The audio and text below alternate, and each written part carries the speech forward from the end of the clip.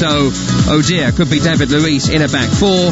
Granit Xhaka in the centre midfield. Thomas Partey gets a Premier League start with Dani Ceballos, who returns. Up front, left to right, Pierre-Emerick Aubameyang, Alexandre Lacazette, and the creative youngster Bukayo Saka.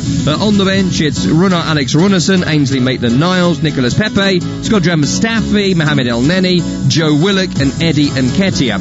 For Leicester City, Jamie Vardy's calf injury has got better, but he is only on the subs bench today. James Maddison played 65 minutes in the Europa League in midweek and is in for his first Premier League start. Kasper Schmeichel in goal. Looks like a back three of Christian Fuchs, Johnny Evans and Wesley Fofana, Yuri Tielemans and Mendy in the centre of midfield, with Timothy Castagne out on the right-hand side, James Justin on the left, Dennis Pratt and James Maddison supporting Harvey Barnes, who gets the nod up front this evening.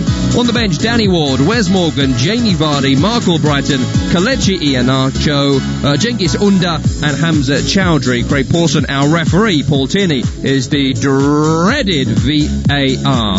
Alongside me for this one, your friend and mine, the hardest working man in showbiz, David Connolly is here. How are you, mate? You alright? Good afternoon, Tom, or good evening, I should say. Yeah, very well. See, because you work all the time, you don't even know what day of the week it is, do you? That's the trouble. And also, it's because there's no windows in this place. The clocks have changed as well. You know, it's confusing for all of us. So I thought I'd go up early. It turns out it was 7 o'clock. It was a whole thing. Anyway, look, let's get to tonight's game. I know that it's been a real roller coaster of a weekend. A few teams respecting the point. Certainly Chelsea did yesterday. Newcastle and Wolves in the previous game before this certainly both went out to get 1 point and did. What do you make of the two lineups this evening? Do either of the two 11s make you feel one is just going out there to get something from the game? Well, I think that, look, certainly Arsenal would be buoyed that Jamie Vardy isn't fit. I think they would have known that anyway. What's interesting is that Iheanacho isn't starting. Yeah, he did really well in the week, Iheanacho. I thought he held the ball up really well. He's a great link player. Obviously got his goal. But I think what Rodgers has done here, he's kind of gone for like, in terms of putting Barnes down through the middle with his pace. Obviously very difficult to replace someone like Vardy, but Barnes has been in brilliant form, as we know, and I think he'll just carry that threat to that Arsenal backline that maybe, if they don't have some of that sort of pace, Leicester aren't quite the same, are they? Look at how they, attack at their best against City, for example, really, really deep, all 11 in their own half, and then breaking, and it seems like kind of what he's gone for again today. I've been thrown by Arsenal's 11 a few times this season because they give you a formation and they walk out and it's completely wrong to what I've been handed. So I've been handed what is essentially a 4-3-3, but I've also seen it in that Tierney could play maybe left-hand side of a defensive three. Saka, I've seen left wing back, so it could easily be 5 at the back this evening. Yeah, you're right, but I think it is a 4. And he has alternated, hasn't he, in terms of his formation, a bit like Brendan's played a 3 at times, and a 4. But I think it looks like a 4-3-3 to me. That seems to suit the players that they got. Obviously, Bellerin and Tierney are at their best, aren't they, bombing forward. The two centre halves, Luiz and Gabriel, I thought they were really good the other night. They'll get confidence from that, although it is a change in shape again. And obviously, you got the midfield 3, plenty of creativity in there. Ceballos obviously in there, obviously in the front 3 speaks for itself. David Luiz in a back 4, that doesn't give you heart palpitations? Well, look, he'll be buoyed, won't he, by his goal the other night. He took it well. The goalkeeper had an awful error though, didn't he, come flying out. And I think him and Gabriel obviously, but they're fellow countrymen, aren't they? They seem to be building up a bit of an understanding in terms of where they are on the football pitch, keeping the likes of Mustafi out. I don't know, I think I think Gabriel obviously looks like he's going to be a top player, so he'll benefit alongside Luiz, and I'm sure he'll dig Luiz out of those sort of little bits of trouble he gets himself into with the pace that he possesses. And speaking of pace, we mentioned Jamie Vardy not there this evening. The hope is he'll get maybe 10-15 minutes if required.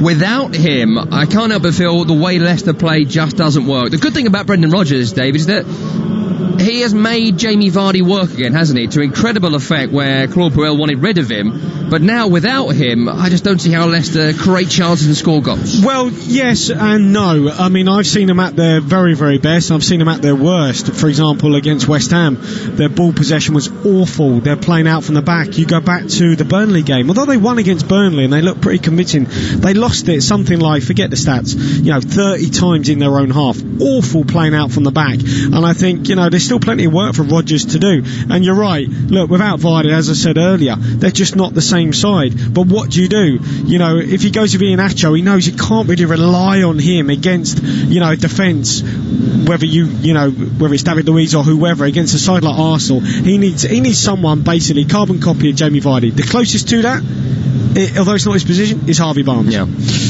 Final question before we go to break on Mesut Ozil. It has been such a big story, not just in the UK but around the world this week. We knew it was coming, that he wasn't going to be named in the Premier League squad, but of course we got that confirmation this week. What's your take on this whole situation? Yeah, I mean, I knew you'd ask me this question. I've been in his exact position. Been at a football club, manager comes in, and basically your face doesn't fit. They want you out the door. You're either not training with the team, or at times you might be in a different dressing room, or you are training with the team but you're never involved. It is the absolute worst place you could possibly be. It's horrible, because you'd never get it in any other situation, a work office or whatever, where you get someone sitting in the corner facing a wall. It's absolutely awful. You know, you got to remember, Mesut Ozil, I looked at this, he's got 25 million followers on Twitter, 22 on Instagram. He is a huge global star, but what he is he doesn't fit, his face doesn't fit. You know, whether Mikel Arteta wants a high pressing, more energetic sort of side, and each manager to their own. Everyone has to make their call. Unfortunately for Ozil, he's the one that's frozen out. You're really getting into the social media, aren't you? I'm quite surprised by this. Well, no, I'm terrible. Are you a TikToker as well? Are you recording a video right now? Well, it's just, I was looking at, obviously, the furore about him, and when I started looking into it, you know, he is absolutely huge. You know, he really is a massive star. So, of course, it's going to garner this sort of attention, and, you know, what's he going to do? Sit on the side, say nothing with all those followers that he's got? You know, he's got to give his side of the story, but obviously... I love the way you sidestep the question about how much you love social media. Follow-up question on Mesut Ozil, though. I've got to ask you this before we run out of time. He is surely a better option off the bench than Joe Willock or some of the other guys that are on the bench tonight, Mohamed El Neni, and yet, you know, I understand his face doesn't fit, but David Luiz would surely not be Mikel Arteta's first choice in a back four. You know, we could go on with a few players. He's getting paid in full, whatever happens. So why not put him in the squad? Why internationally embarrass him? This doesn't reflect well on Arteta, does it? No, I don't think so. And as I said, I despise this, and it just doesn't happen in apart from football. I can never think of another profession where, you know, basically you can sit on the naughty step and get away with it. Yeah. And, you know, the getting paid money is a complete irrelevance. You know, you're right. I mean, imagine Ozil was still feeding Aubameyang, or, you know, whoever, Lacazette. You know, imagine if Mahrez was still at Leicester for Vardy. It's the same sort of thing. You know, you get those players who can produce a moment of brilliance, and I'm a huge fan of Ozil's, but he's got to suit, you know, your sort of style of play, and at the minute he doesn't suit Mikel Arteta's. Your thoughts on Mesut Ozil? Send them in to @TalkSport Live. We will love your questions, your thoughts, your opinions, because it still remains a mystery as to why he has been treated this way by Arsenal. He ain't going to take the payout, so why not put him on the bench? Surely he's a better option for the last 5 minutes than trying to bring on Joe Willock. I don't know. Maybe I'm wrong. I'm not a super coach. Listen, we've got to take a break. When we come back, we'll continue to count down to kick-off, which is in 20 minutes or so from now. We'll also reflect on the weekend that has happened already. Great games, great score lines, a couple of not so great games to talk about too, including that disaster of a match at Old Trafford between Manchester United and Chelsea. That's all to come. Stick with us. You're listening to Premier League Live. TalkSport. Impress Lost Tribes people of the Andes by demonstrating the new updated TalkSport app. Listen live, listen again, and listen good, Buster. Download the app at TalkSport.com now. The Sports Bar, weeknights from 10 on TalkSport. Hello, I'm Andy Goldstein, and of course you can hear me on the Sports Bar with Jason Cundy. We'll be taking all your calls, texts, tweets and emails on all the big talking points from the weekend's football. And remember, we bring you the very first look at the next day's back page headlines every single night. The Sports Bar, weeknights from 10 on TalkSport. TalkSport. Catch up and listen up without having to cough up. It's free. Go to TalkSport.com and download the app today. Or don't. Your choice entirely. Hello, Jim White here. Now, if you're wondering about all the background hullabaloo, I'm helping out as lifeguard at the brand new TalkSport swimming pool. Goff! No running there, boy! But never mind that. Join me tomorrow morning from 10, when I'll be up to my neck in the warm, chlorinated waters of the day's biggest sports stories. Come plunge with me, Jim White, straight in at the deep end of the action. Weekday mornings from 10 on TalkSport. Driving home with Darren Goff and Doug, a sporting legend and an angry sports journalist who'll pick a fight with anyone. Just really winds me up. Absolutely unbelievable. To say I'm angry is an understatement. Adrian Durham, what an absolute clown. Dynamic, double strength drive time radio. Shall I stay? I don't like listening to him. I'll turn off. Do you want me to stay? Adrian Durham and Darren Goff. He's an idiot. Right, who hands up who wants me to stay? Drive time radio. I don't have to. Weekdays from 4, only on TalkSport. Paul Hawksbee and Andy Jacobs on Sport. TalkSport. It's the double O duo of the radio show that's like a collapsible bridge over a shark-infested pool of big names, sporting headlines, and topical debate. Join Paul Alligator Hopscotch Hawksbee and Andy Oddjob Jacobs, flying the plane of sporting entertainment out of the horse's bum of conventional radio. Haven't we got Pussy Galore on the show, Andy? No, Paul, but we've got Todd Macklin's American Sports Roundup. Will that do? Not really, Andy, no. Hawksbee and Jacobs, shaken but not stirred. Weekday afternoons from 1 on TalkSport. TalkSport. Confuse bookmakers, impress football agents, and entertain the kids with the improved TalkSport app. Totally fun, totally free, totally football. Download it now from TalkSport.com. Hey, kids, take my mobile and go over there and play or something. Don't press the button that says Tinder. TalkSport.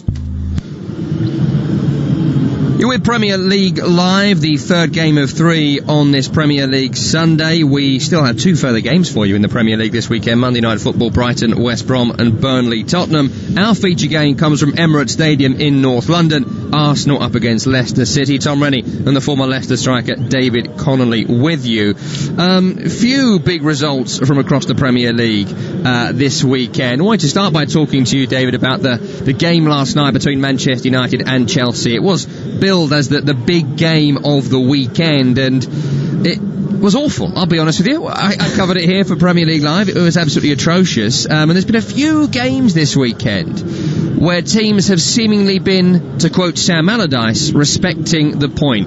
Is that something you've noticed? And if so, why do you think it's been a bit more conservative this weekend? I mean, this is pure reactionary. I mean, before this weekend, it was all about the glut of goals and the high-scoring Premier League, season so far. And just because, obviously, I think it's accumulation of games. You've got to remember, this week we've had our first sort of rounds of Champions League, Europa League, a lot of tired bodies, a lot of tired legs out there, and sort of squads and teams are stretched at this moment in time. So maybe the games didn't really light up. Certainly Man United and Chelsea didn't, but I think for Frank, what he'll be pleased about is they actually kept a clean sheet. That would the real plus point for them, and for United, I guess it just goes back to can they just turn some of these performances into victories. Goals change games, big moments change games, of course. Let's hear from Frank Lampard, who is speaking to us post-match about the penalty that should have been given Maguire on Azpilicueta, but wasn't. I think you're being very kind when you see he appears to have wrapped his arms around him. It was a penalty. I'm really surprised sometimes VAR takes minutes, and we get that and we all sit and wait. This season referees go to the monitor. I think if the referee goes to the monitor, he clearly gives a penalty. I'm not sure how he could not. So it was a penalty. I don't quite understand it. I'll have to move on quickly because they go for you, they go against you some days. But in a tight game like this, it's obviously a frustration when you don't get that, which might have won you the game. Yeah, it was funny that the check on that was passed so quickly. David, you were at West Ham against Man City yesterday as well, where Mikel Antonio was brought down by Eric Garcia, and I've watched that a few times back, and it looks like a clear penalty. This holding Maguire on Azpilicueta, I mean, that kind of holding is what got England to a World Cup semi-final, because they got so many penalties for people doing it in the penalty area and VAR picking it out. two massive incidents, one that's got more profile here, of course the Liverpool one as well later in the day. Was it inside the box, was it outside the box? Another weekend where we're debating what's going on with VAR and why they're not getting decisions right. Yeah, that's right, and obviously the whole point of VAR was to eradicate this, but it just hasn't been the case, has it? And I know there's talk we might go like Holland in the Eredivisie where they're increasing the lines, the distances for the VAR in certain scenarios, but I agree. I mean, look, the one at West Ham, I mean, you need binoculars to see it from where we were sitting, because when you're at the London Stadium, you're a country mile away. You've got a better view in the local cinema. Yeah, that's right. And, I guess it's a frustration, I think, of the general malaise that there is in terms of, VAR, refereeing and decision making at this moment in time. On the game you were at, West Ham against Manchester City, there was a great line in commentary, which was they look like Man City, they dress like Man City, but I'm not sure this is Man City. Well, they were poor, to be honest, and I think West Ham, you got to credit them, they got their tactics absolutely spot on. I was wondering, are they going to play like they did against Leicester, really, really deep, countering, or are they going to play like they did against Spurs in the first half where they got ripped to shreds because they pressed them high? Thank goodness they sat off them, they sat really deep, and they went, you're not going to break us down, we're going to be really dogged and diligent and see if you've got the ability to. Man City didn't. Bit of fatigue, who knows, travelling wherever it may be, but their game plan worked. They broke on the counter, they frustrated, got their goal, which was a great goal, and I thought there were so many good performances from West Ham, the likes of Masuaku and Ogbonna, Mikel Antonio when he was on the pitch was superb. It was a really, really good team performance to get a point, and I think it was a great point. Yeah, I think many thought West Ham would be struggling at this point of the season with the rough start fixture-wise they've had, but 2 wins, 2 draws, 2 defeats, not a bad start for the Moisaya and West Ham United. Just though a point for Manchester City, 5 games in, they find themselves 13th in the table. Look, table don't mean that much right now, but 5-point gap to Liverpool at any stage could well be too much to make up for Man City. Well, look, I mean, for West Ham, we just go to West Ham, the fixtures that they've had, to get that volume of points so far, no one would have said that. Beating the likes of Leicester, Wolves, point against Spurs, another point against City, and they got Liverpool. Wow, that is a great return, which is really good for them. And I think for Man City, it's a case of, there's clearly a couple of issues there. Look, if Aguero's on the pitch, when he was on the pitch, he was really ineffective, wasn't his usual self. Talk about he's got to earn a contract. I mean, I've never heard that for someone who scored 250 plus goals. Obviously, he comes off. What do they do as a centre forward? They've only got Raheem Sterling. No. Well, look, that's not bad, but, so there's a couple of issues. All this talk about Diaz, I had this before the game, listening to, so-called experts talking about Diaz. Look, anyone can look great at centre half when you dominate the ball for 78% of the time, as Benfica do, as Man City do. But what do you like defending? What do you like defending against Mikel Antonio? You don't have the ball, or Calvert-Lewin when the ball's in the air. That's a real test of a centre half. I think Garcia and Diaz, I'm not so sure those two are the answer either. We'll have to wait and see. Speaking of Calvert-Lewin, his Everton side went to Southampton today. The kind of game that if you do have a good start to the season could often lead to your first slip-up, and that's exactly what happened for the Toffees today. Great result for Southampton, by the way, who find themselves in 5th in the fledgling table. Let's hear from the Saints manager, Ralph Hasenhüttl, who's got plenty of praise for his front two, Che Adams and Danny Ings. I'm happy when also the other one who's normally working for Ings is also scoring now, and Ings gives the assist. I think this shows how committed the two guys are in front. Also the other guys support them. Stewie Reddy was today much better than in the last games. This makes me very happy because I must bring him back to the highest level. And he was much, much better today. By far his best performance in the final weeks. Overall, I must say, a good performance from the team.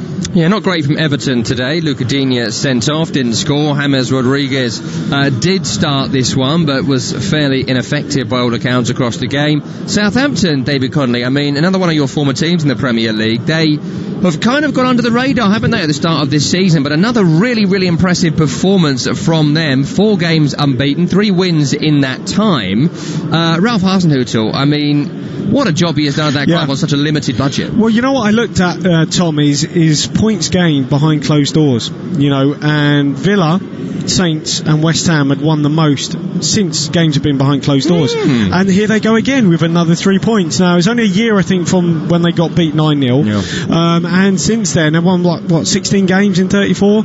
That's pretty impressive. 8 of the team that lost against Leicester were still playing.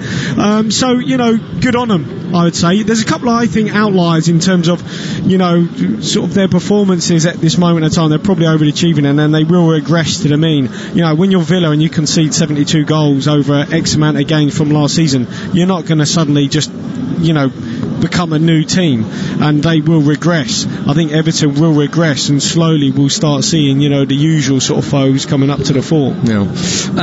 Other game today was Wolves against Newcastle United. Poor old Tim Law and Kevin Watson. Wasn't a thriller for them, point apiece for both clubs. Good result for Newcastle in the end, who snatched a late point with a really smart free kick. The last game of today comes from Emirates Stadium in North London. It's Arsenal against Leicester City. That is our feature game, which kicks off very, very soon. Let's hear from both camps, shall we? Two managers, Mikel Arteta and Brendan Rodgers. Here they are.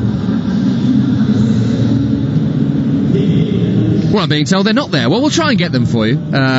Technical issues, that's what it's like on a Sunday evening. It's been a long weekend for all of us, I know. Let's start by talking about Arsenal a little bit then. We'll try and get Arteta for you momentarily. I love what he's done at Arsenal, though. I really do. Arsenal fans maybe won't in the long run because they're not as entertaining and free-flowing and exciting as they used to be. They're maybe not going to be everyone's favourite second club, but I think they're going to win a lot more games than they lose. Yeah, I mean, look, you can certainly see the impact he's having and why, for example, the likes of Ozil aren't part of his side anymore, part of his squad in terms of how he wants to play. He doesn't stand for any nonsense. Make that be clear. I mean, I'll give you an example. I was at the Emirates, I think it was last season, and I know one of the staff members, and we were just having a chat before the game, and he was telling me a story. He said one of the players turned up, I think he had, say, I don't know, the wrong tie, wherever it may be. He sent him home. So, and that is the sort of discipline that was never at Arsenal under Arsene Wenger. Yeah. And that to me was a symbol of what Arteta wants. He was part of that Wenger era, but wants to do things his own way. So I think it's a complete sort of changing culture that they've had at the football club. There's stories, for example, Oxlade-Chamberlain, who used to be at Southampton, it went to Arsenal, came in, I remember him saying, there'd be lads going out, strolling out to warm up, and people had already started training. Say your Van Persie's of this world, like for strolling out 5 minutes late, and he's going, I can't believe how relaxed he is. And just little things like that where they were treated like men under Wenger. I'm not saying they're treated like kids, but certainly they are much more disciplined, and that to me is one of the big things. They attack, they defend. They're to a man. They work hard for the team, and that's probably why Ozil just his face doesn't quite fit. And a quick line on Brendan Rodgers, looking for his 300th win in his managerial career in all competitions today. He was, of course, linked with Emirates Stadium, wasn't he, while he was at Celtic? Leicester moved quickly to get him when they sacked Claude Puel. But last year, they did bottle it. You can't argue with that. They were in pole position all season long for the Champions League, and then Project Restart, they were atrocious. How is he going to get consistency from this Leicester team? Yeah, well, I mean, what were they, 15 points clear or something? Huge, yeah. Yeah, third before, obviously, it stopped, then they completely flopped afterwards. He's got... look... He dressed it up as it was still a great season, which it was. It really was. Since obviously the title victory, Champions League, whatever it may be, Europa League, look, they did great. But he will know that, one, their squad wasn't deep enough, that he's going to have to add to it. He has already, Fofana, for example, to compete on the multiple fronts that they want to. But he's done a really, really good job. You've got to say he has. He's improved his players. You mentioned Vardy. Barnes has improved. I guess the only disappointing player might be James Maddison. Yeah. But he's back tonight, and we will see how he gets on. First Premier League start of the season for Maddison. Arsenal and Leicester starting this match level on points, and each have the chance to climb into the top four. Both teams are in the tunnel. Kick-off is next. You're listening to Premier League Live. Talk Sport. Impress lost tribespeople of the Andes by demonstrating the new updated TalkSport app. Listen live, listen again, and listen good, Buster. Download the app at talksport.com now. The Sports Bar, weeknights from 10 on TalkSport. Hello, I'm Andy Goldstein, and of course you can hear me on the Sports Bar with Jason Cundy. We'll be taking all your calls, text, tweets and emails on all the big talking points from the weekend's football. And remember, we bring you the very first look at the next day's back page headlines every single night. The Sports Bar, weeknights from 10 on TalkSport. TalkSport. Catch up and listen up without having to cough up. It's free. Go to talksport.com and download the app today. or don't. Your choice entirely. Hello, Jim White here. Now, if you're wondering about all the background hullabaloo, I'm helping out as lifeguard at the brand new TalkSport swimming pool. Goff! No running there, boy! But never mind that. Join me tomorrow morning from 10, when I'll be up to my neck in the warm, chlorinated waters of the day's biggest sports stories. Come plunge with me, Jim White, straight in at the deep end of the action. Weekday mornings from 10 on TalkSport. Driving home with Darren Goff and Dani, a sporting legend and an angry sports journalist who'll pick a fight with anyone. Just really winds me up. Absolutely unbelievable. To say I'm angry is an understatement. Adrian Durham, what an absolute clown. Dynamic, double-strength drive-time radio. Shall I stay? I don't like listening to him. I'll turn off. Do you want me to stay? Adrian Durham and Darren Goff. He's an idiot. Right, hands up, who wants me to stay? Drive-time radio. I don't have to. Weekdays from 4, only on TalkSport. Paul Hawksbee and Andy Jacobs on Sport. TalkSport. It's the double-O duo of the radio show that's like a collapsible bridge over a shark-infested pool of big names, sporting headlines, and topical debate.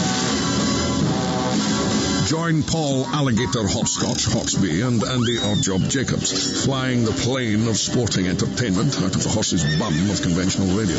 Have we got pussy galore on the show, Andy? No, Paul, but we've got Todd Macklin's American Sports Roundup. Will that do? Not really, Andy, no. Hawksbee and Jacobs, shaken but not stirred. Weekday afternoons from 1 on TalkSport. TalkSport. Confuse bookmakers, impress football agents, and entertain the kids with the improved TalkSport app. Totally fun, totally free, totally football. Download it now from TalkSport.com. Hey, kids, take my mobile and go over there and play or something. Don't press the button that says Tinder. TalkSport. You are listening to TalkSport's coverage of Arsenal against Leicester City from Emirates Stadium. I'm your host, Tom Rennie. Alongside me for this one is the former West Ham, Southampton and Leicester striker David Connolly. This is Premier League Live. Have Arsenal started the league well, I hear you ask? Well, if you're talking about home games, then yes. If away, then no. Have Leicester started the season well, I hear you ask? Well, if you're talking about away games, then yes. If home, then no. Lucky for both, it's Arsenal against Leicester at Emirates Stadium tonight. Arsenal have a great record against Leicester, incredible record against them here and at Highbury. 27 games at home against Leicester the Foxes have failed to win. Their most recent victory away at Arsenal was 1973, though Leicester have won 3 of the last 5 meetings. There certainly has been an evening up of these two teams in recent times, and of course Leicester are more recent Premier League champions. To the 2020 vintage, let's get to the teams tonight. No Willian this evening for Arsenal. I know some fans have been calling for that for the last couple of weeks. He's got a calf problem. Dani Ceballos' ankle issue is over and he starts. Of course, no Mesut Ozil in the squad at all. But Leno is the goalkeeper. Back 4, it looks like, to start the game, of Kieran Tierney, Gabriel, David Luiz and Hector Bellerin. Granit Xhaka, Dani Ceballos, Thomas Partey in midfield. Partey, Premier League start for the first time. Pierre-Emerick Aubameyang, Bukayo Saka and Alexandre Lacazette, the front 3. On the bench, it's Runar Alex Runarsson, the goalkeeper, Ainsley Maitland-Niles, Nicholas Pepe, Skodran Mustafi, Mohamed El Neni, Joe Willock, and Eddie Nketiah. For Leicester City, Kasper Schmeichel is the goalkeeper. Back 3 of Christian Fuchs, Johnny Evans and Wesley Fofana, Yuri Tielemans and Mendy in the centre of midfield, with Timothy Castagne on the right, James Justin on the left, James Maddison, Dennis Pratt supporting Harvey Barnes, who gets the nod up front tonight. Jamie Vardy on the bench, recovering from his injury issue. He's been struggling with a calf problem for the last couple of weeks. Also on the bench, Danny Ward, Wes Morgan, Mark Albrighton, Kelechi Iheanacho, Cengiz Unda and Hamza Chowdhury. Craig Pawson, our referee. Paul Tierney, the dreaded VAR. Graham Scott getting it in the ear as the 4th official. We are underway. Leicester are on the ball on the halfway line, wearing blue shirts, blue shorts and blue socks, white numbering and trim. On the back of the shirts, they have Wesley Fofana, the young centre-half, on the ball. They attack from right to left as we're looking in this first period. Arsenal the other way, left to right, but it's James Maddison from distance here for Leicester. Well, it was a long through ball trying to release Justin. Leno came a long way out, passed it straight to James Maddison, but his chip from distance was over the top. Well, this is really unlucky. I mean, Johnny Evans under pressure at the back. He just puts a ball over the top, in behind Bellerin. Justin is away, but Leno does really well coming out of his box, but his clearance is awful, straight to Maddison. One touch to set himself, and he's about 45 yards out. Just tries to bend it over Leno and the recovering defender, but it just sails over the bar. It's unlucky. Arsenal wearing their home strip tonight, red shirts, white sleeves, white shorts and red socks. But Leno are all in black. The goalkeeper to take this goal kick. The Gunners kick from left to right as we look in this first half. Well, that is, Tom, in a nutshell, the issue with Leno, isn't it? We saw that against Rapid Vienna in the week.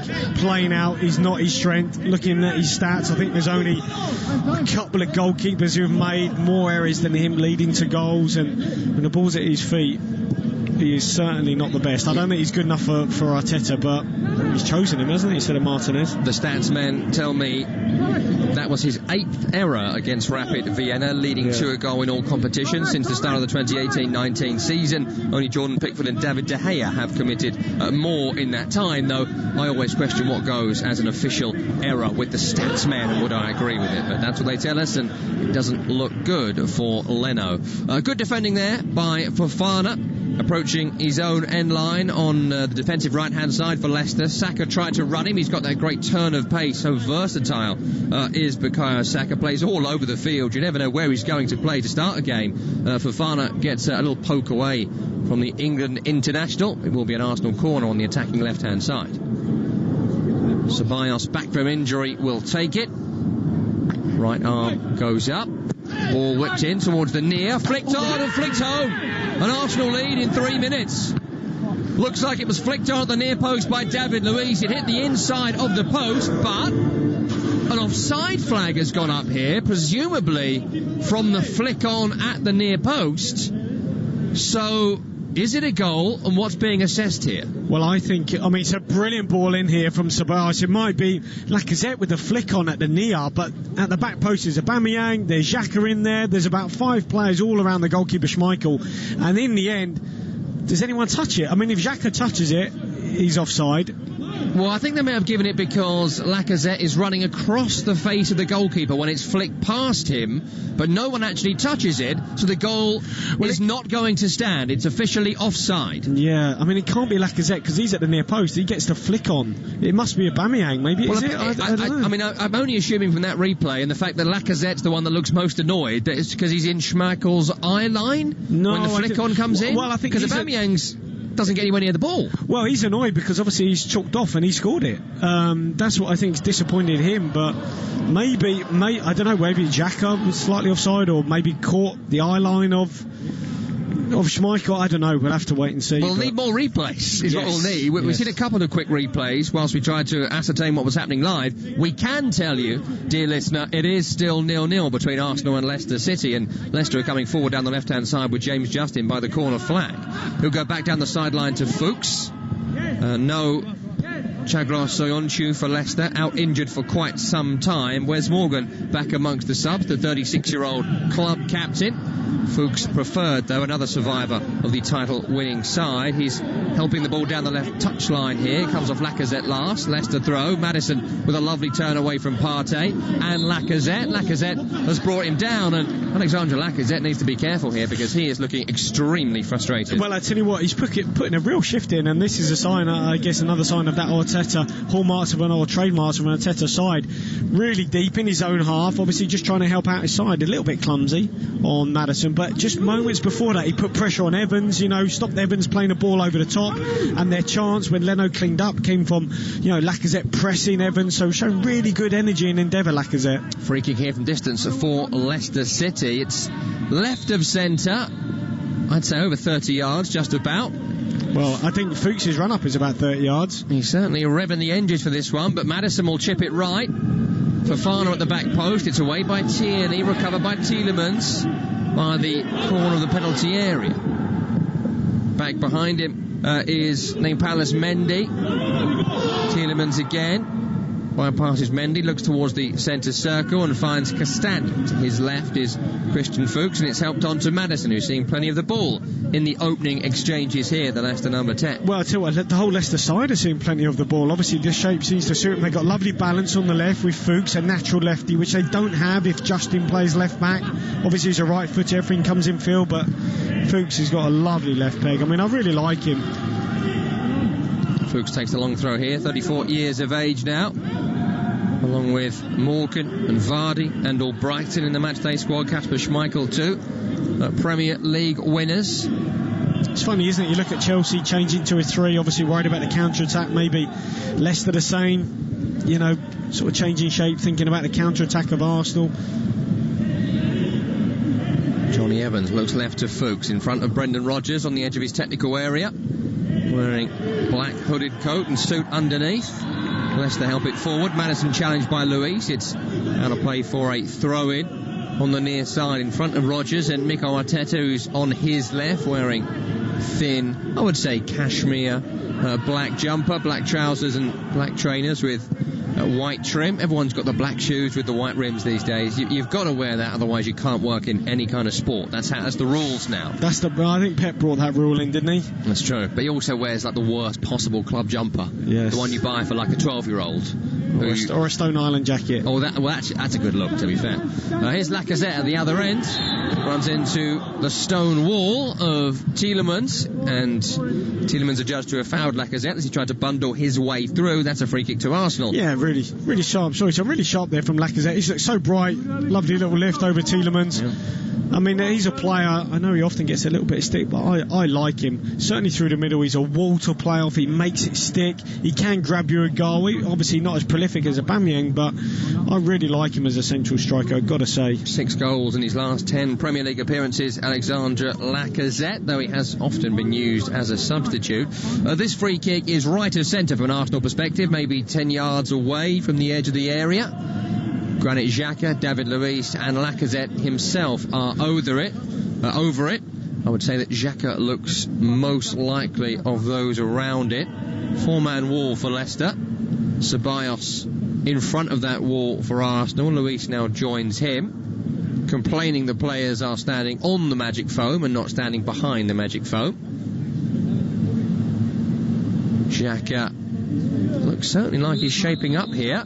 It's a lovely angle for a left foot, but it's a poor strike from Granit Xhaka straight into the shins of the Leicester wall, and the Foxes can look to break away here with Castagna back to Fofana, and he'll return it to Kasper Schmeichel in vault goalkeeping strip away to our right, kind of fluorescent yellow. He can chip it out to this near side, and Fuchs heads it back to Johnny Evans, suspended at the start of this season of course for his red card against Manchester United on the final day, but back in the heart of defence now. Here's Schmeichel again from his 6-yard box, chips it upfield, trying to find Barnes, nowhere near him. Luiz turns it forward, Johnny Evans clears, Justin flicks it round the corner, hits Bellerin, back to Justin, looks down the line to Harvey Barnes, who they can release in those little areas if they get the ball right and get him to run onto it, Vardy style, but that was a poor pass through to Barnes, and Arsenal have it back. They work it out left to Saka, and it's back to Granit Xhaka. Saka certainly drifting around, isn't he, at the start of this game? I had him down as starting on the right hand side, but has played much of the opening 10 minutes over on the left. Arsenal have it in the centre circle with David Luiz. 10 minutes have now elapsed in the game. It's Arsenal 0, Leicester 0. Over the top to Bellerin here. He's brought it down beautifully. Bellerin gets the shot away, but he took a long time to do so. It allowed Johnny Evans to just get back, slide in and block the shot. Well, it's a brilliant ball in behind here. Bellerin times his run perfectly from David Luiz on the diagonal. Justin caught square, caught flat-footed. Just his first touch, not the greatest, but then his second and third, he takes far too long. He's got to get his shot off. Just allows Johnny Evans to make a brilliant block. He's got to pull the trigger much sooner though, Bellerin. Yep. Lovely touch to bring it down first time, then forgot to shoot as this corner is delivered in, but The referee, Craig Porst, unhappy with something in there and gives Leicester a free kick before the ball even touches the ground. It's hard to discern, to be honest, about this Leicester shape, because at times it looks like just a normal flat four with Castagna right back, obviously Fuchs left back, Justin playing as a sort of left midfielder at times, you know, a bit like West Ham do with Masuaku. Do you know what I mean? He can play as a left back or a sort of left midfielder or left wing back. They've got that ability with Justin to do that. Similar story with Arsenal as well, to fluid formations thus far at Emirates Stadium. One disallowed goal, early doors for Arsenal. We are still waiting for some confirmation as to why the goal was disallowed. An offside flag is the reason, but the who's, why's and wherefores, we are still looking for a touch more detail. As David Luiz chips it forward towards Lacazette on the edge, miscontrol, cleared by Fuchs, who's passed it straight back to Lacazette, onto Saka on the edge, who shoots, deflected, spinning up in the air towards goal, wide of goal. Schmeichel scampers to try and keep it in play, can't, and that's going to be an Arsenal corner on the right. Well, I know he's much derided, David Luiz, but his distribution so far has been absolutely brilliant. Lovely ball into the front, into the feet of Lacazette. Doesn't quite control it, but then he wins it back with that sort of industry that he's shown already. Eventually lands at the feet of Saka, shot his block, but really good. If they're going to give the likes of David Luiz time on the ball, I mean, no one can question his ball playing ability. It is outstanding. 50th Arsenal appearance in all competitions for Bukayo Saka, who takes this corner on the right, short to Ceballos, right-footed, whipped in, nice ball. Gabriel volleys up in the air, trying an Antonio-esque bicycle kick. It goes out of the area, recovered by the captain, Aubameyang. Cross again towards Gabriel, cleared away by Fuchs. Then Gabriel tries another bicycle kick. This time it's blocked by a Leicester defender. Turned forward again towards goal. Schmeichel will pluck that from the sky. Well, unless obviously he knows something we don't, but to try 2 bicycle kicks in short succession, I guess a sign of growing confidence for the young man. Third time's the charm, as they say, so do it next time, it's definitely going to go in. That's how it works. Nice sweeping work by Granit Xhaka over on the far side before Barnes could get onto a loose ball down the right channel. Back towards Leno, return to Xhaka via Gabriel. And Arsenal can build again. Left-footed, Gabriel forward over the top. One by Fofana, straight to Tierney. Challenged by Tielemans. Ricochets back to Johnny Evans on the edge of his own area.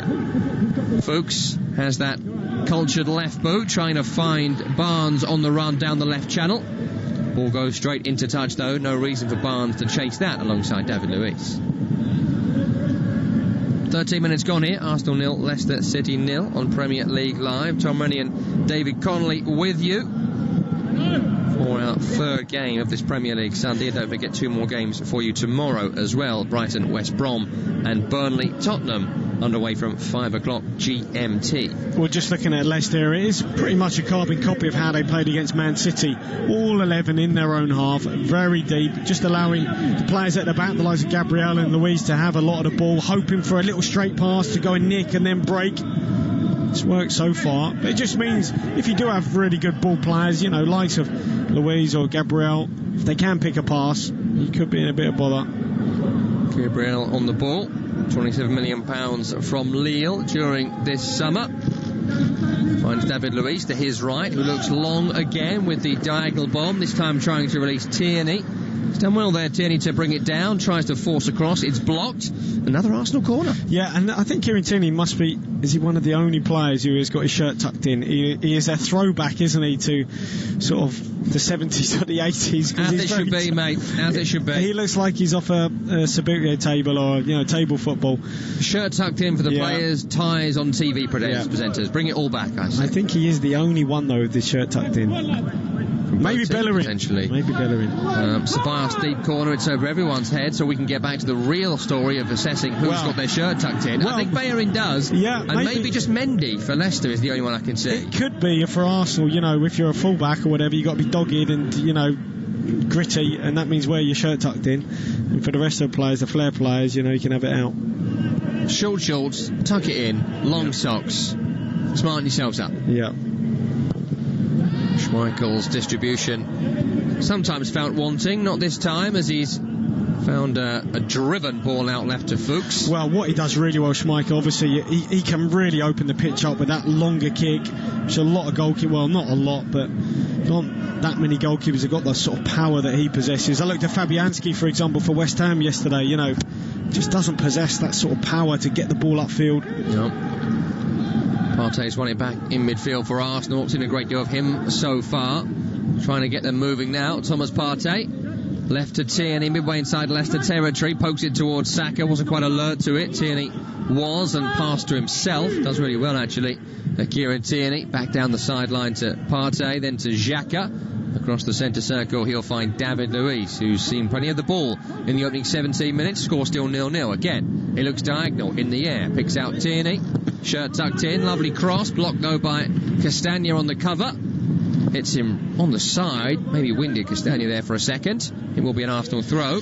Well, at some point they've got to go out and engage the ball, Leicester, especially when David Luiz is on it, or Castagna's got to be a little bit closer to Tierney. What they're worried about is Saka's position, which is just close to Fofana. That's why Castagna's round on the cover, but if he isn't, it just means Tierney's in acres of space. Throw in taken by Tierney, headed back to him, challenged Castagna. The 1-2 was attempted with Xhaka for Arsenal.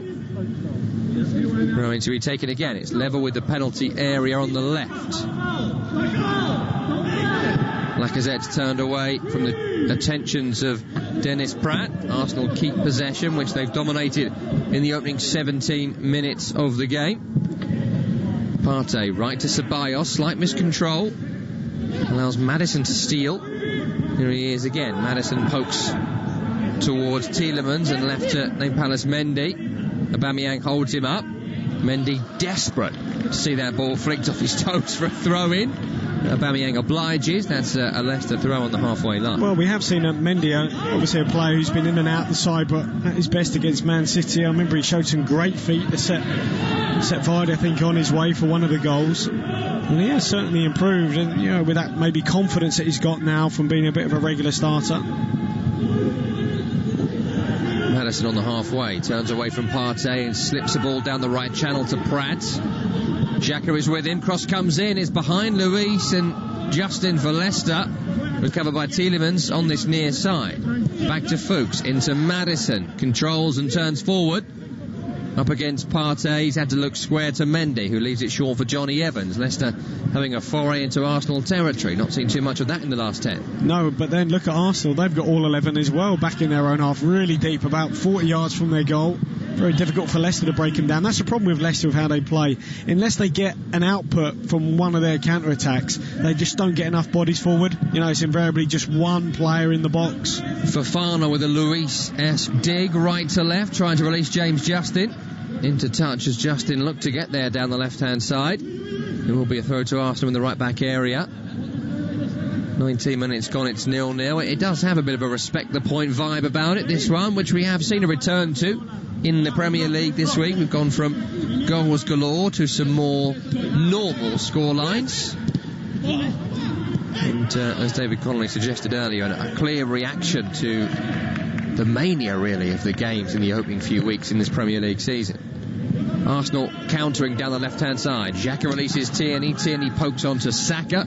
Saka looks to cross towards Aubameyang and Lacazette in the centre. Another good block by Fofana, who's you're right. playing on that far side. You're right, Tom. It wasn't another good block, and that's what you can say about Leicester. What they have done really well is actually get up to the ball and block those balls in the box.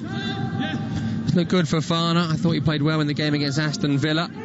Looks solid. Looks not like a 19-year-old playing just his third game in the Premier League, alongside two very experienced pros in Johnny Evans and Christian Fuchs tonight. And the man on the ball now, Kasper Schmeichel, the Leicester captain, has it in his own penalty area. He'll blast it upfield towards Justin, intercepted by David Luiz over on this near side. Maddison goes down, wants a free kick, not given. Partey's forward ball is weak, intercepted by Nampalys Mendy, and Leicester can regroup and get the ball over the halfway line again. Fuchs into Tielemans, 20 minutes now gone. Arsenal 0, Leicester City 0 on Premier League Live. Well, just looking at Aubameyang, obviously he prefers playing off the left, doesn't he? That's his sort of favoured role, Henry-esque, but obviously with Saka in the side on the left, he's now on the right. Strong challenge by Bellerin on Maddison. Ricochets off Maddison last, down the line. Luiz once again too strong for James Justin. And Arsenal get forward here with Thomas Partey into Saka, back to Xhaka on the halfway line. That's a lovely slip down the channel towards Lacazette, who's goal side of Fofana in the area, wants a support run. Here it is now, Saka gets the drive away. Bukayo Saka deflected on its way through and saved comfortably by Kasper Schmeichel. Yeah, nice attack. They got out of trouble, didn't they, on this left-hand side really well, Arsenal. Worked it to the other flank. Good ball in behind. It looked offside, but I think Fuchs was just playing Lacazette on. Little set to Saka on the inside, but a shot straight at Schmeichel. Can tweet us at TalkSport Live. Let us know where in the world you're listening. Our friend Michael is in the crazy mountains of Montana listening to us in minus 13 degrees Celsius conditions, but sitting outside in a hot tub. Sounds fantastic. Wow. And he sends a nice picture to it. I'm glad it's chest up. Cross comes in here for Arsenal from the left-hand side, trying to release Aubameyang, who loops a header towards goal. Would need to be Andy Carroll-esque to find the corner from there, and all he could do was turn it forward, turn it over the top. It was unlucky. Good ball in the box, though, wasn't it, from Tierney? Little skill, like sort of stop-start, received it out wide the flank, stopped it, then started, moved it again, just shifted Castagna. That was enough for him to get the ball in the box. A little bit deep, slightly over the head of Aubameyang, just did enough to get on it, but couldn't quite keep the header down. Good play from Tierney once again over on that far side. He started the game very well over in that position. Has played in a variety of roles, hasn't he, for Arsenal this season, both centre-half, on the wing, and now back in a more traditional left-back role, but has floated around the field. Well, I think those days, Tom, of buying players for a role, or you buy players who can play multiple roles, are gone, aren't they? Certainly there's a lot of players who adapted, haven't they, certainly in the Premier League, and evolved, can play in different roles. Tierney's one of them. High ball here from Leicester down the right channel. Pratt chasing down Xhaka. Xhaka's knocked it back to Gabriel, who will drive it down the left wing up towards the halfway. Fofana forward, one back by Ceballos, but straight back to the 19-year-old for Leicester, Fofana. Diagonal ball into Barnes' foot, ripped away from him by Gabriel, and he can find a forward pass. It's Bellerin over the halfway. On towards Aubameyang, coming in from the right-hand side, up against Justin. Couple of step-overs, runs towards the end line, digs out a cross. It's floating in the penalty area. Close to Schmeichel, though. Lacazette was close by, but Schmeichel, the veteran keeper, catches well. Yeah, I mean, that attack all started from Gabriel being really aggressive on Harvey Barnes. Wins the first one up, sets him on the attack. Leicester trying to counter down the far side. Gabriel has been put under pressure by Harvey Barnes and wins a free kick for his side. Yeah, he covered across well though again, didn't he, Gabriel? Just to close the danger, read the play. Aubameyang just gone over to the technical area to take a couple of tablets given to him by a member of staff. Maybe struggling with a bit of a headache today, aren't we all? Clocks have gone back. We're all disoriented here in the UK today. Some of us have got a 6-month-old daughter, and so it doesn't really matter what day of the week it is or what time it is. I'm getting up whatever happens. Yes. She doesn't know about the clock changes. She just knows she's hungry at 4 in the morning. Here's David Luiz on the halfway line, forward to Bellerin. Bellerin, shirt tucked in, finds Gabriel in the centre circle, out left to Xhaka. Again. Looks a little bit like they may have reshuffled here, Arsenal, with Xhaka almost left-hand side of a defensive 3 when they haven't got the ball. Well, what he likes to do is he just rotates out in terms of giving him another option. He's not playing at the back, but you often get that with playing the 2 at the back, that sometimes that midfielder will just rotate out, slightly deeper. Seen plenty of the ball since doing that. Xhaka, here he is again now. Partey with a diagonal in the air to Bellerin. First time volley cross is nice. Johnny Evans cleared it. He's as surprised as we are. There was no Arsenal player around him. Well, I think he's surprised, but he's given a death stare, to James Justin. He's got done again from Bellerin. Again he's caught flat, caught square. He hasn't read the run. And he's thankful he's got Johnny Evans just to sweep up again. How would he stop that? Track the run, or what would he do? Yeah, he's got his body position all wrong. He's got to be side on, looking at Bellerin, knowing that that's where that ball is going. I mean, look, they don't have Chilwell anymore, so they've got to get on with it, but Justin's got an awful lot of learning to do, that's for sure. Corner here for Arsenal, 25 minutes gone, 0-0. Saka over it, left-footed, away at the near post by James Justin, recovered by Ceballos, finds Saka. Lovely jink away from Tielemans in field. Mendy holds him up. Comes towards Ceballos on the right-hand side. Forced down the sideline, away from goal, back to Partey. Barnes hassling and harrying the Ghanaian midfielder. Finds a release back to Ceballos. Down the line to Bellerin, further on to Saka, swept up by Fuchs by the corner flag. Left-footed, he chips it forward. 16 years between them. Saka and Fuchs, the Arsenal attacker and Leicester defender. Point to touch for a throw-in on this near side. What do you make of Palace Mendy starting in the centre midfield? David Connolly, of course, Ndidi out injured, going to miss a few more weeks still. Yeah, as I said, I think he's done really, really well. I thought he was superb against Man City, you know, and his footwork has really come on. I think he's grown in confidence from playing regularly, and he's done very, very well. Was the record signing when he first signed, wasn't he? But then he got released this summer and was sort of out of contract for a few weeks before being re-signed. I mean, he's a complete polar opposite to Ndidi, obviously half his size, and I guess Ndidi has filled in at the back, you know, when Evans has been out, but good to see Mendy in there. I think he's done really well. Former Monaco teammate of one Pierre-Emerick Aubameyang a decade ago. Back in 2010 they played together out in Ligue 1. 27 minutes gone, goalless at Emirates Stadium. Here's David Luiz over the halfway line, right hand side. Short to Saka, who's now on the right, into Ceballos, who's not really picked the hole so far, has he, Dani Ceballos, tonight? Well, no, and this is my bugbear sometimes with players. They drop behind the ball, a bit like Xhaka. You mentioned him, he dropping deep. Ceballos dropping deep. That's the easy option. You know, I saw it in kids football today. The hard option is go ahead of the ball, receive ahead of the ball, in little pockets, you know, in pressure. Again, Ceballos dropping out with the play in front. Put yourself under pressure. Get in between the lines. Luiz fires his trademark diagonal left to Tierney, cross to Lacazette, who wins the header. Header was looped up in the air rather than at goal, and once again Kasper Schmeichel is able to play. Oh, terrific ball again though, comes from David Luiz. Castagna not out, doesn't get out close enough to close Tierney down. Terrific ball in, a little bit of a carbon copy of the same one to Aubameyang, but not enough pace on the cross. Lacazette's got to generate it all himself, and he just can't quite do that. I think Kieran Tierney could quite justifiably go up to Lacazette and Aubameyang and say, what else do you want? Yeah, lay on a plate for both of you, and both of you with very weak headers. Well, the only thing is they're not the biggest, are they, Aubameyang and Lacazette? So you would say if it was a taller centre forward, they might be able to get over the ball and then head it down with a bit more power. Arsenal going to be tough to beat tonight. They haven't actually lost a game in October in the Premier League for 18 years, I discovered today, which is an incredible statistic. Well, if I just look now here, Tom, just to interject, say I looked at Man City yesterday against West Ham, although they weren't great, but in these sort of scenarios where you've got the Leicester defence on the edge of the box, they've got midfield about 10 yards in front of them, they would always have a player in the pocket just off the front. Oh, a lovely ball, David Luiz picked it up, goal side of Castagna, cross towards Lacazette. Oh, he's missed the sitter. He's missed the sitter from 3 or 4 yards out.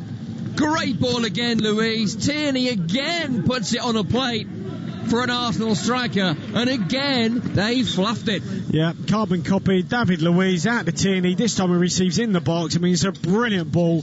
It has fizzed at him. If I was being ultra critical, he's just got to roll it along the ground. I don't know why he fires it at head height. Put it on the ground, along the ground. He's got to tap in 3 yards out. Instead, he fires it at his head.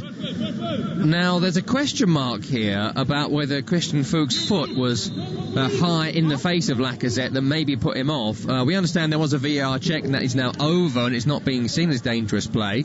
Craig Pawson's not going over to have a look at the monitor, though his finger was in his ear momentarily getting a message from Paul Tierney. But very interesting. There certainly was a high boot from Fuchs. No real excuse though for Lacazette as a corner comes in, cleared away by Leicester. Barnes charging up over the halfway line, Tripped by Lacazette, not for the first time. A foul by the Arsenal striker, and that's not gone unnoticed by the referee, who will book the Arsenal number 9. Yeah, I mean, Castagne's just got to step up to the plate in a minute. He's been caught a few times, and that ball, that trademark ball from David Luiz, right side centre half, pinged on a diagonal to Kieran Tierney. They just haven't stopped it at all. If they don't, it's going to cost them soon, Leicester. Just being told it's Hector Bellerin who picked up that yellow card for the first foul. Lacazette was the second, but it's the first foul that's been given as the free kick. So it's Bellerin yellow carded, not Alexandre Lacazette, who gets away with it once again. Leicester play the free kick short, make a bit of a mess of it, but they have poked it through to Barnes, who's running at Luiz, running at Partey, crossing to, hits David Luiz on his way through, spins over the end line for a corner to Leicester City, when Barnes really had nowhere else to go. Yeah, this is Barnes at his best. You know, he's surrounded 3 or 4 Arsenal players, got nowhere to go. He just knows, look, get me in the box, then no one can touch me. He just does that, gets away from Bellerin, just tries to hang it up.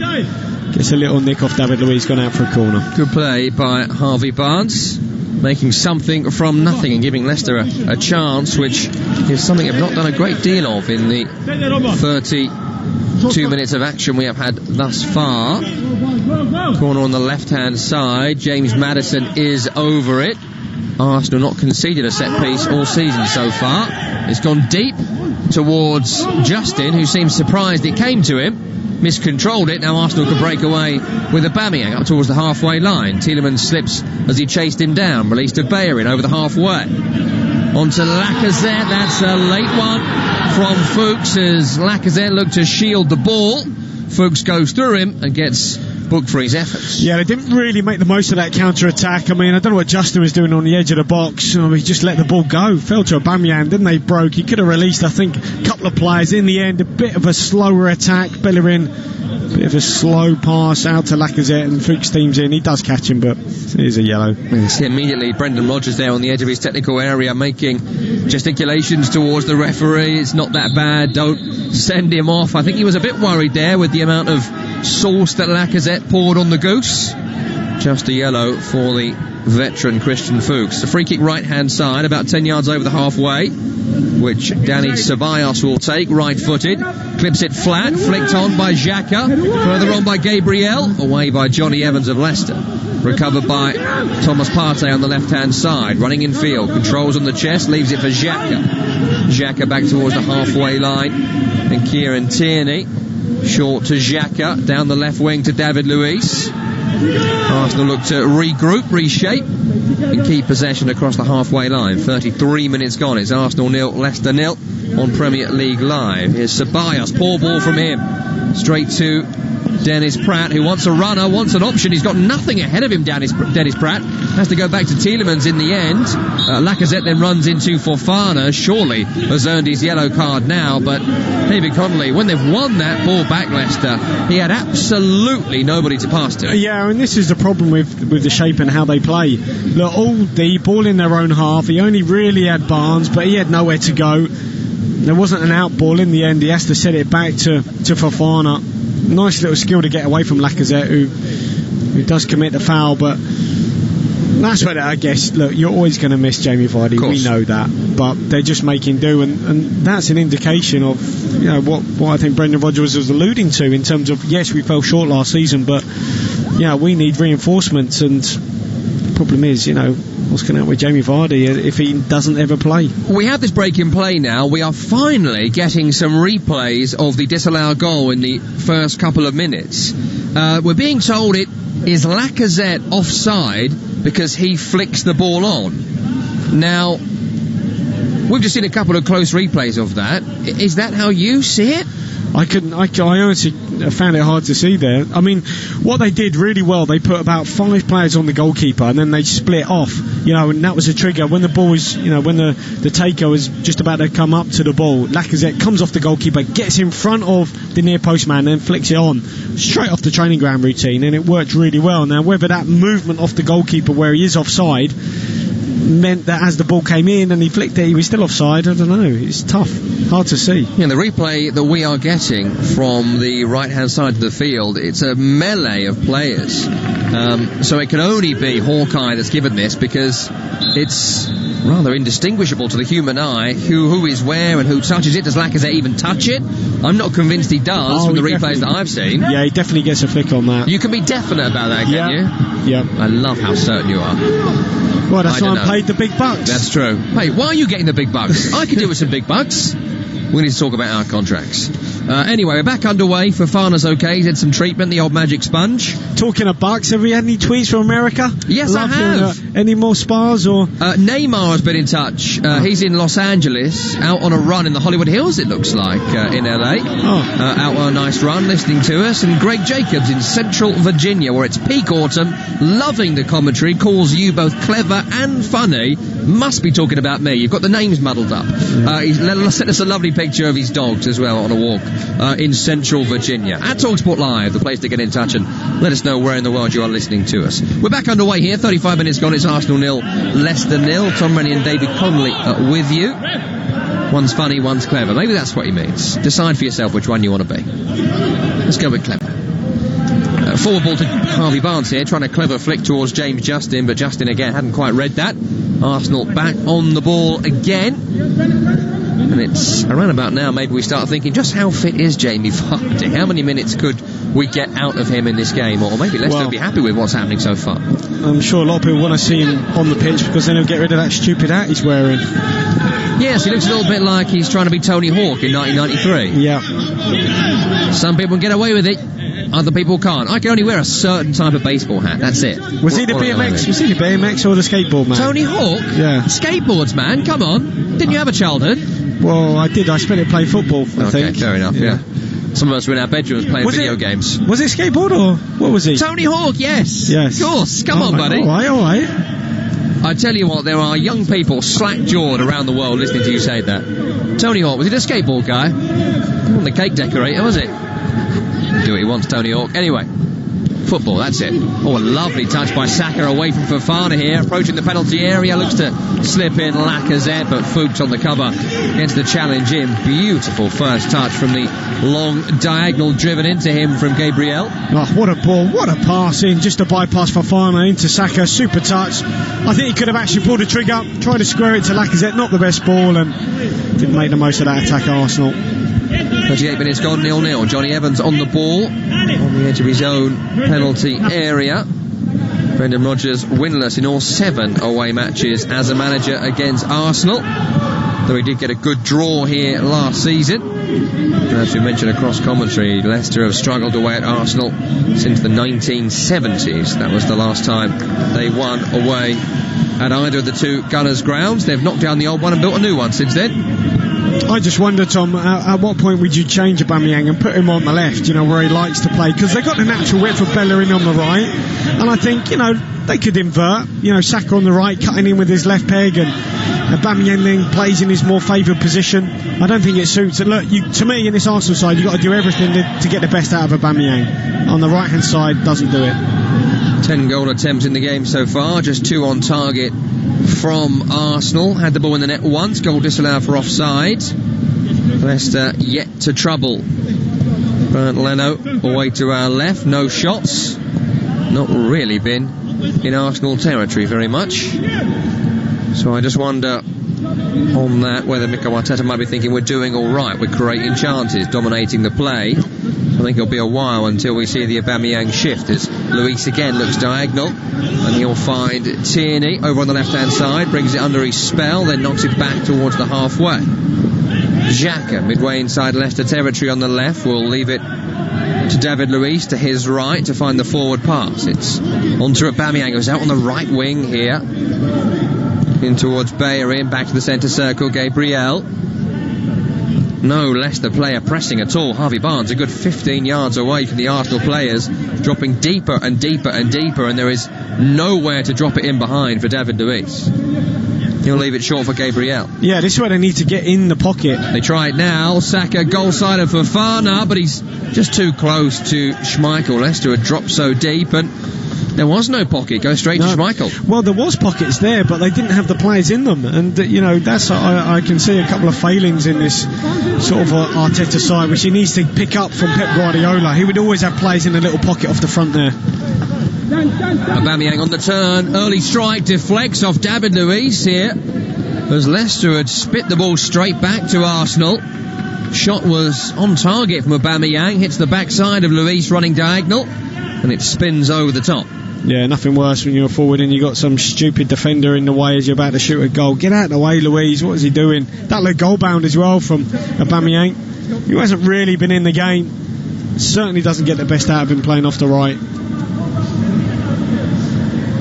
40 minutes gone. Arsenal 0, Leicester 0 here on Premier League Live. Goal kick for Leicester City, which Kasper Schmeichel, the Leicester captain, will take. Right-footed, trademark blast upfield, but no one to flick it on. Not quite sure what the Leicester tactic is this evening to get upfield, if there is one at all. Maybe to give it to Maddison and hope for the best. Here he is now. He finds Barnes, looks to slip in Pratt, flicks off Xhaka. Pratt picks it up. Back here was way behind Castagna. Awful pass, and Saka can break away. Not if Yuri Tielemans has anything to do with it. Hacks down the team, and that's a well-earned yellow card for a Guardiola-esque tactical foul. Yeah, I mean, they've looked most likely, Leicester, when they do pick up those little interceptions or second balls in the Arsenal half and then they break. Wasn't the best pass out to Pratt. I mean, he's slightly behind him, but the backheel from him to Castagna was even worse. In the end, Tielemans sweeping up, snuffing out any sort of danger. He picks up a yellow. Second yellow for Leicester, joining Fuchs in the book. Bellerin, yellow card in for Arsenal. Here he is now, midway inside Leicester territory on the right. Back to David Luiz. He'll find Gabriel. Again, they play it left to right, right to left across their back line, Arsenal. I mean, Partey's... Has he had a pass so far, Partey? No, absolutely not. Anonymous so far. Not many Arsenal players have seen much of the ball, apart from Saka here, who's on the end of a cross towards the penalty area. And, well, first shot was blocked. Second, he controls and tries to strike it on the turn. Finds the side netting. It was a lovely whip from Ceballos to find Saka. Yeah, good ball to the back post. Tries the first time delivery, back across goal, Fulham on his right peg, he goes for goal, but I think he's got reversed that across the 6-yard box. He's got Lacazette in there, instead he goes for goal, a little bit greedy.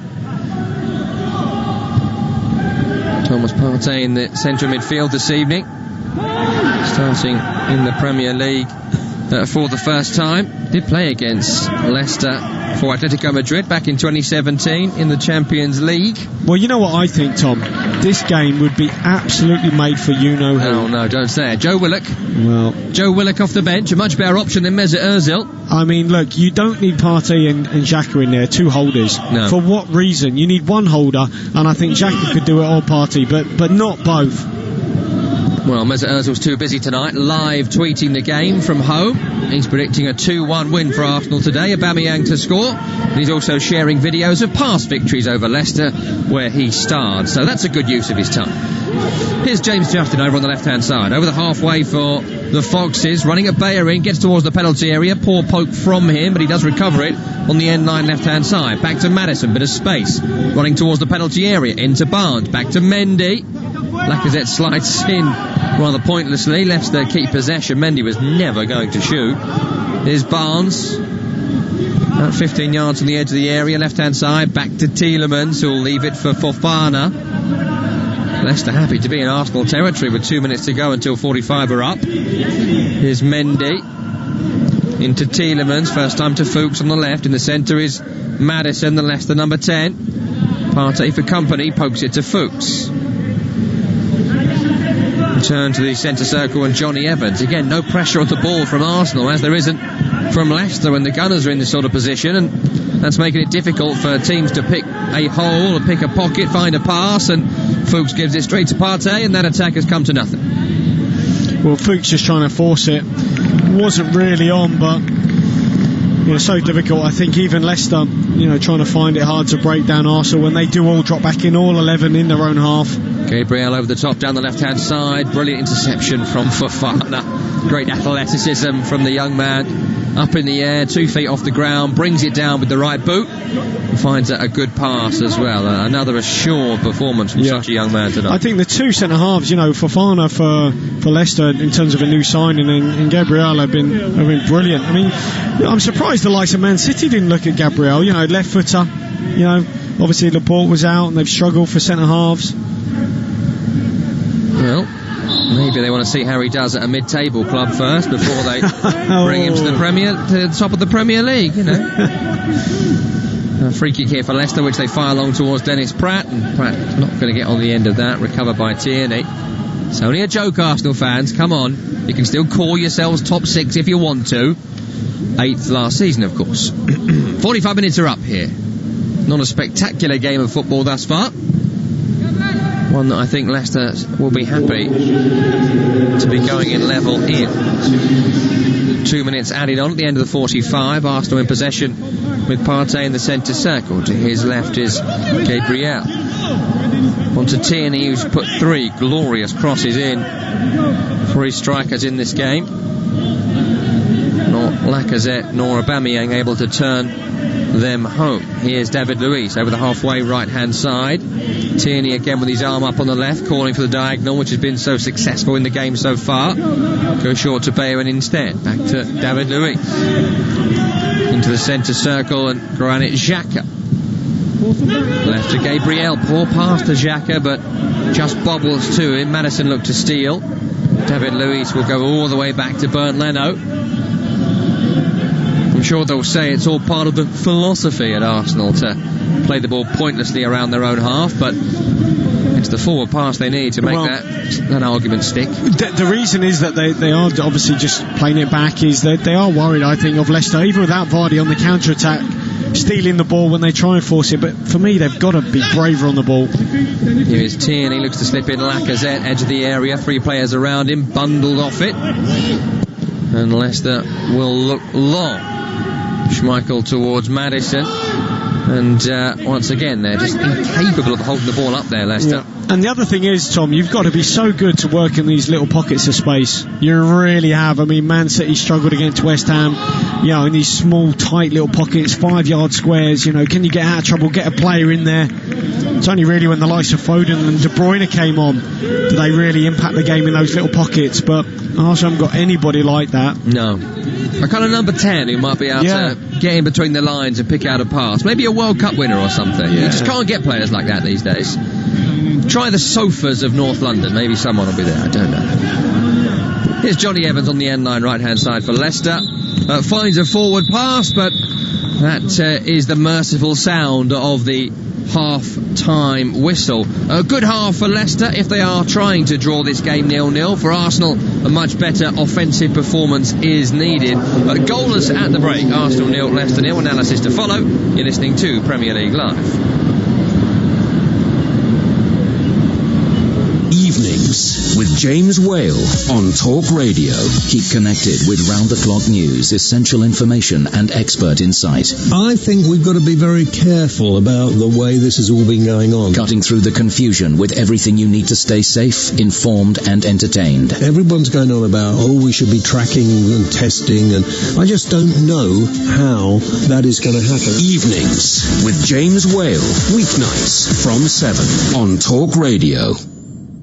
In a world of 24/7 global sportscasting and instant news infotainment, one man bestrides the airwaves like a snow-capped Caledonian colossus. Hello, I'm Jim White. Jim White, anchorman. Mid-morning news team, assemble. Jim White and Natalie Sawyer, the #1 rated news source for breaking sports stories, big name guests, and liquid showbiz charisma. Great Odin's Ravens, that's quite a transfer. There's nothing burgundy about Jim White. Tomorrow morning from 10 on TalkSport. In the spring of the year 2020 AD, a deadly enemy rages like a torrent of fire between the ends of empire. My name is Maximus Talks Sportus Pandemicus, gladiator of the sports radio. Gird up your loins and battle the invasion of COVID-19, because what you do today will echo in eternity. Talk Sport Legion, assume tortoise formation against COVID-19. Show this virus no mercy by keeping a distance of at least 2 meters at all times. That's 6.75 Roman feet centurions. Together, Legion, Talk Sportus can defeat it. Talk Sportus Maximus. On my signal, unleash hand sanitizer. Keep it on, stay informed, and give coronavirus the red cardus. Are you not hand sanitized? 20 years of Talk Sport. Gentlemen, good evening. There's no such thing as an overnight success. Accrington Stanley 4, Titanium Plasmatronic Death Droids from the Future, 0. Excess. I wasn't getting up, I was just getting in. Excitement. Excuse me, and extremely strong opinions. I spend my life covering the big game at the big level. On DAB, medium wave, and on your smart speaker. 20 years of Talk Sport. For all the latest news, opinions and advice, listen to Talk Radio throughout the day and stay informed as events unfold. We're now in a position to start implementing the next part of our plan. Find out what's happening now and what may happen next, all day, every day. If the government gets to grips with the plan, then surely we will be able to see light at the end of the tunnel. Listen now on DAB Digital Radio, online, via the Talk Radio app, or ask your smart speaker to play Talk Radio. You're listening to Premier League Live. Our third game on Sunday comes from Emirates Stadium, where Arsenal are up against Leicester, and it's goalless at the break.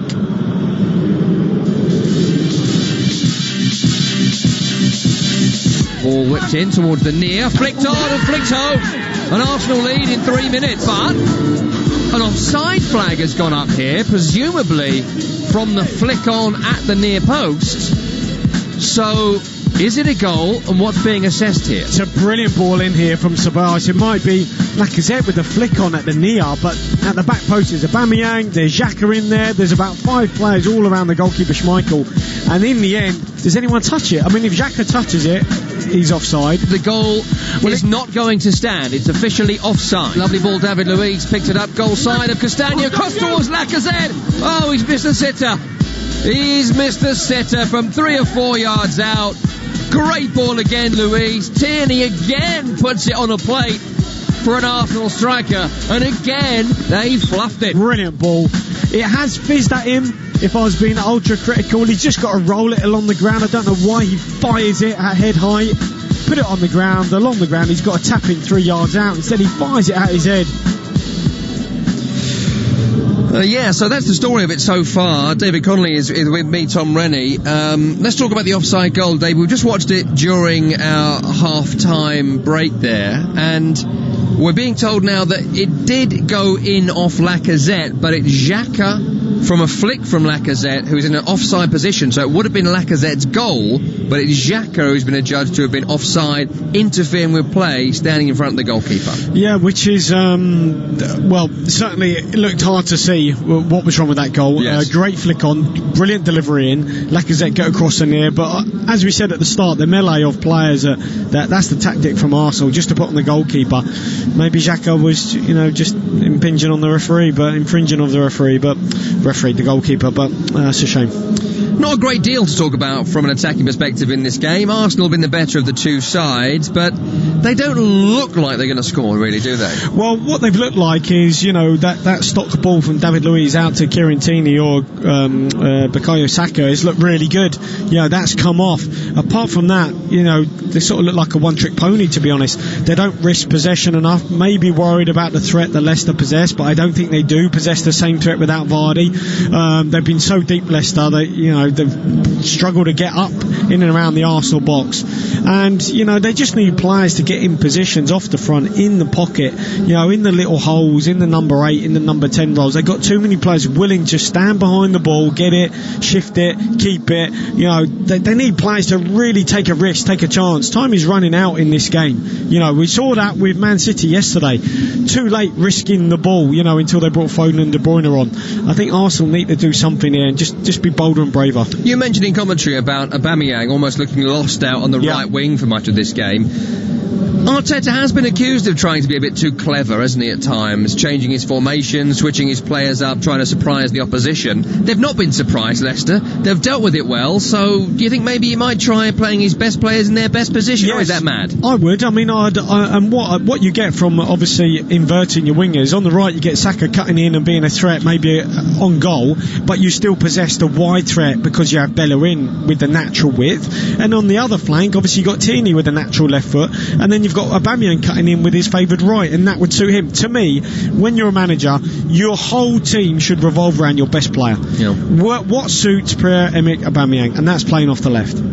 And for Leicester, nothing really offensively to talk about. We've spoken a lot about when Jamie Vardy comes on, but what about Iheanacho? Why would he not be out there with Harvey Barnes ineffective at number 9? Yeah, I mean, as I said in the Europa League game, I thought Iheanacho had a really good game. I looked at it and, I thought his hold-up plays, link-up were really good. So, surprised he didn't start, but he went for like with Barnes. As it is, he hasn't really had a lot, but to be honest, he's feeding off scraps. David Connolly for the moment, thank you very much indeed. More from David when the second half gets underway in a few minutes from now. Just before this game, we had live commentary from Molineux as Wolverhampton Wanderers took on Newcastle United. It was watched for us by Tim Long. The spoils shared in the Wolves' den, a 1-1 draw between these two for the 4th straight meeting, but a game that didn't look like producing any goals for the vast majority. Both teams were tame, Wolves lacking a bite, the Magpies only playing to steal a point. And that they ultimately did, but in unlikely circumstances. Their defensive bubble burst by Raul Jimenez's half volley from 20 yards out on 80 minutes. His 4th goal in 6 this season, and one that looked for all the world like being the winner that would carry Wolves into the top 4 with their best top-flight start in 41 years. But Newcastle had other ideas, snatching another late draw away from home. A clumsy challenge from Wolves captain Conor Cody on the edge of the box, offering a rare opportunity to strike a goal. And with just their second shot on target on 89 minutes, Jacob Murphy squeezed the free kick home around the outside of the misplaced Wolves wall into the near bottom corner. Rui Patricio's organisational error, Nuno Espirito Santo left to rue 2 terribly dropped points. The final score, Wolves 1, Newcastle 1.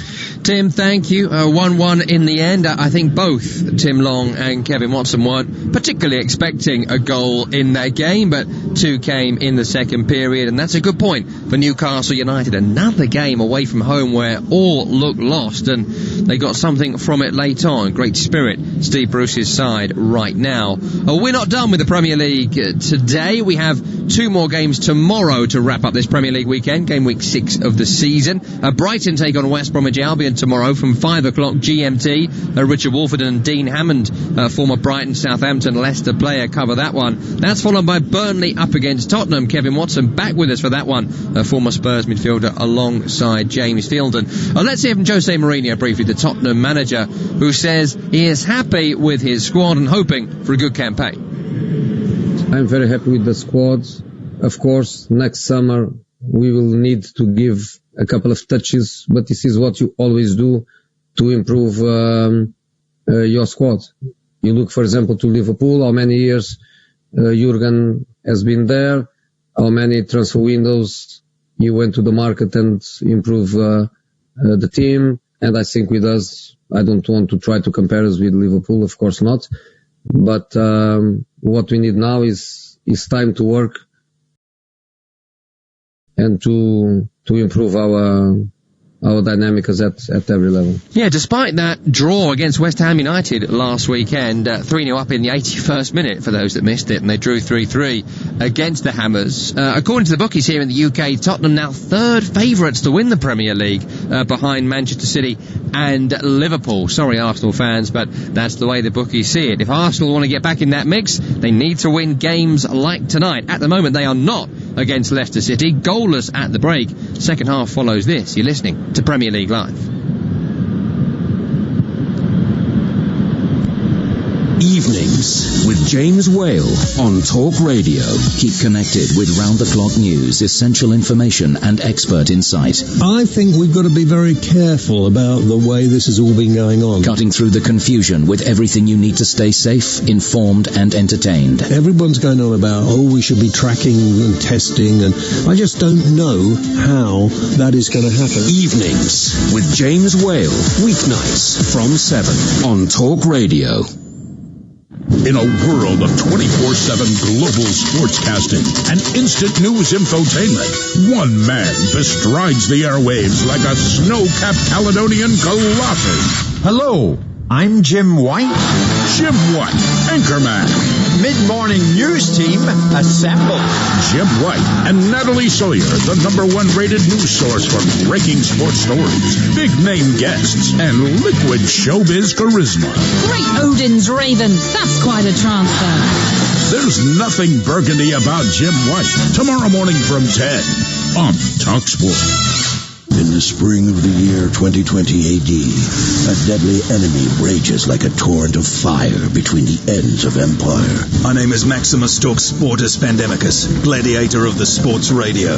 Gird up your loins and battle the invasion of COVID-19, because what you do today will echo in eternity. TalkSport Legion, assume tortoise formation against COVID-19. Show this virus no mercy by keeping a distance of at least 2 meters at all times. That's 6.75 Roman feet centurions. Together, Legion, Talk Sportus can defeat it. Talk Sportus Maximus. On my signal, unleash hand sanitizer. Keep it on, stay informed, and give coronavirus the red cardus. Are you not hand sanitized?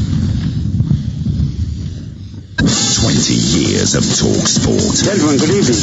There's no such thing as an overnight success. Accrington Stanley 4, titanium plasmatronic death droids from the future, 0. Excess. I wasn't getting up, I was just getting in. Excitement. Excuse me, and extremely strong opinions. I spend my life covering the big game at the big level. On DAB, medium wave, and on your smart speaker. 20 years of Talk Sport. For all the latest news, opinions and advice, listen to Talk Radio throughout the day and stay informed as events unfold. We're now in a position to start implementing the next part of our plan. Find out what's happening now and what may happen next, all day, every day. If the government gets to grips with the plan, then surely we will be able to see light at the end of the tunnel. Listen now on DAB Digital Radio, online, via the Talk Radio app, or ask your smart speaker to play Talk Radio. You are listening to TalkSport's coverage of Arsenal against Leicester City from Emirates Stadium. I'm your host Tom Reddy. Alongside me for this one, the former Foxes striker David Connolly. This is Premier League Live, and we are awaiting the two sets of players at the start of this second period.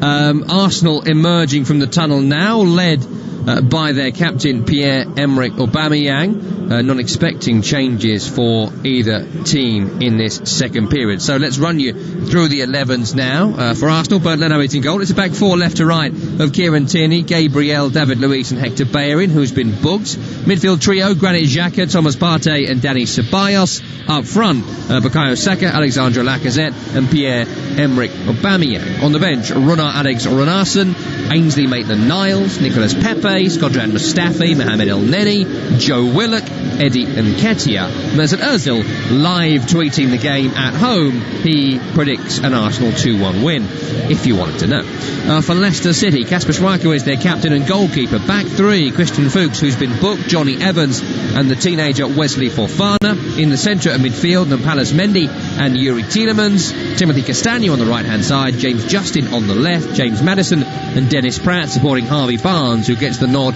as number 9 tonight.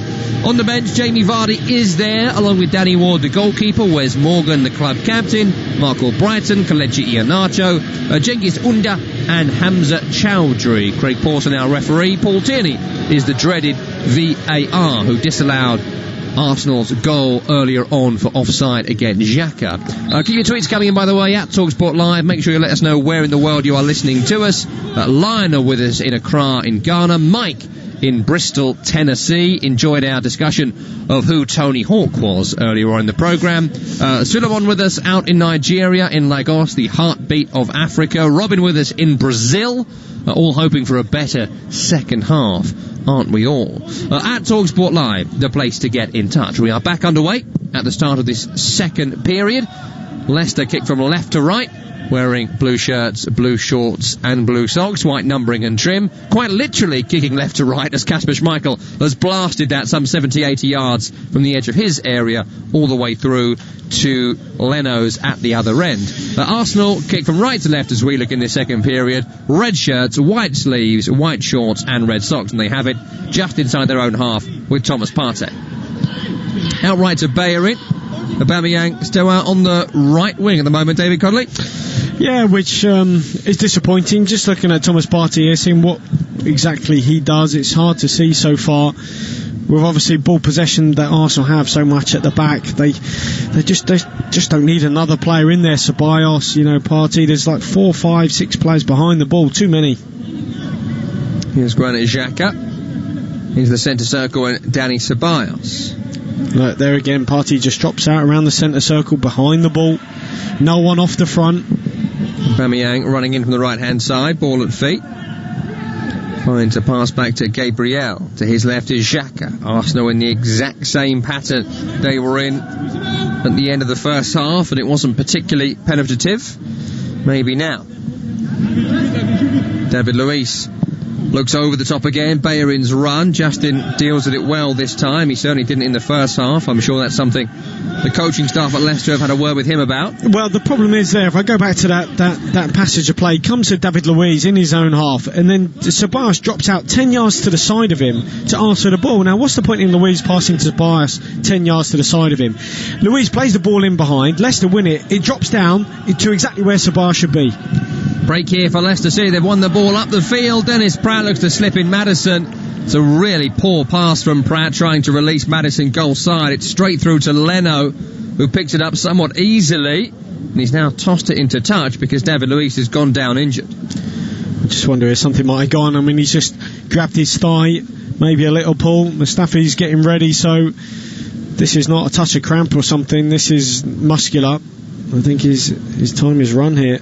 Well, Mustafi, he's in line for his 100th Premier League appearance with Arsenal if he's able to come off the bench here.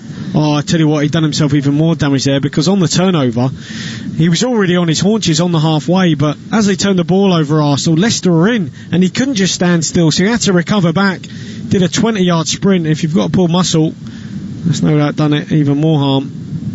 That's a shame for David Luiz, who's looked good tonight, and indeed the start of this season. Scored in midweek, didn't he, in the Europa League with a really smart header to get Arsenal back in that game, trading as they did at that point. But not going to be able to continue here. And Shkodran Mustafi started 12 of the final 16 Premier League games last season, having started just one of the previous 22. Is liked by the manager, Mikel Arteta, and he makes a return to Premier League football this season with Arsenal. Yeah, I think David Luiz had a really good game. I think when you're facing an opponent who sits deep and allows you possession on the ball, I mean, he has got that ability, hasn't he, to open the pitch up, to hit those raking diagonals, to pick a pass. Luiz is off and Mustafi on. That's a concern for Arsenal moving forward as well. Not Mustafi coming on, but the fact the game's come thick and fast after this for Arsenal. It's Dundalk in the Europa League in midweek here, followed by a trip to Manchester United, Mulder in the Europa League again, then Aston Villa. And the games just keep on coming post-international break as well, with Europa League and Premier League action. Alternate, well, every 3 or 4 days, really. I doesn't say alternate weeks, but it's every few days, isn't it, at the moment? They're trying to get all the fixtures through in the group stages. Well, I think Dundalk, they lost today against Waterford, so oh, good knowledge. They might have a little bit of an eye on Arsenal. The huge tie, what a draw for Dundalk, and our Irish listeners will be obviously watching that game with keen interest. Great draw for Dundalk. Lost their opening group game, Dundalk, didn't they? So big, important game for them against Arsenal. If they can get something from it, they won't seemingly have to face David Luiz on the day. 50 minutes gone. We are back underway here. Mustafi is on, and Arsenal are on the ball again with Gabriel, who clips into the centre circle, and Mustafi was certainly maligned, wasn't he, in the Emery era here, but had a bit of a rejuvenation under Mikel Arteta. Here he is, finding Gabriel to his left, onto Xhaka, still just lacking impetus, the Arsenal attack, and they chip it forward, intercepted by Fofana. Pratt lobs it clear. Partey beats Maddison to the loose ball. I don't want to keep repeating myself, but now we've got 4 players, basically a back 4 of Xhaka and Ceballos as 2 sort of fullbacks, really. And the 2 centre halves in between them. Ceballos now receiving it out wide, and he needs to be up closer to the front, in the little pockets to go and do damage. He's not going to hurt anyone in and around the halfway line. Leicester have won the ball in the central third, and they try and release a runner on the far side, but it's a poor pass. That's been the story of their game, really, when they're trying to get forward. Nowhere near James Justin, and Arsenal retake possession. Partey looks to slip in. Saka caught by Fofana. Saka's gone down here holding his ankle, and the referee has been suckered into giving a yellow card by that overreaction. Yeah, you're right. I think it is an overreaction. Look, Fofana goes in hard, just catches Saka on the heel, but I don't see too much in it. I'm sure he's going to be okay. Taking a bit of a dig on the calf there. It can be painful, but the thing is, when you've got no crowd in, you can really hear the screaming of players. Something that Sean Dyche was talking about, wasn't he? That players are over-screaming.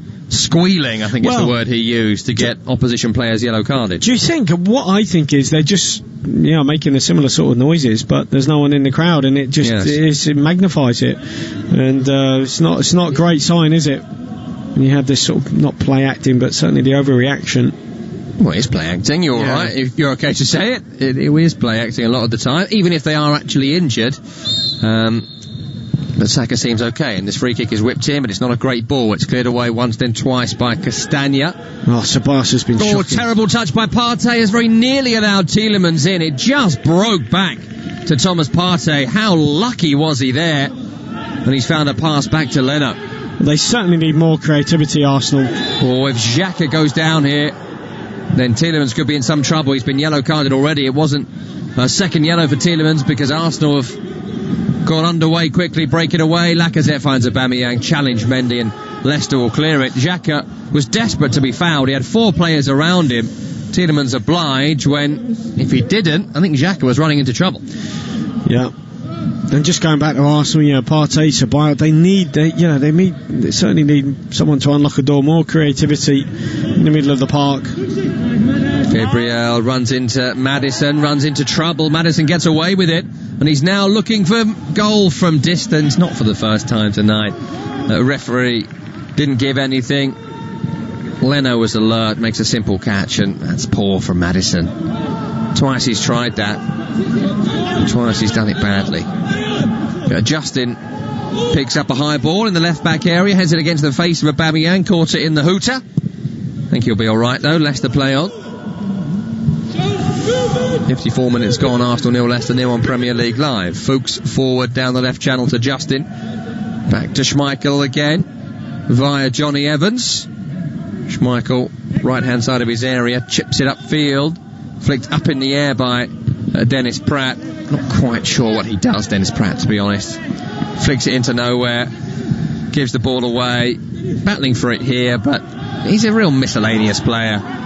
Castagna takes over and drives Leicester forward onto Maddison, nowhere to go, so he takes an early shot, deflected and over the top. There's no goal threat from Leicester at all, so they just have to take a shot whenever they get it, and this one has, luckily for them, turned into a corner. Yeah, you're right. Good pressure though from Leicester. They win the ball back, then they break. There's no one really up top, just Maddison, nothing in front of him, so he takes a shot from outside the box, takes a little deflection of Gabriel. Well, had to do something, didn't he, Maddison?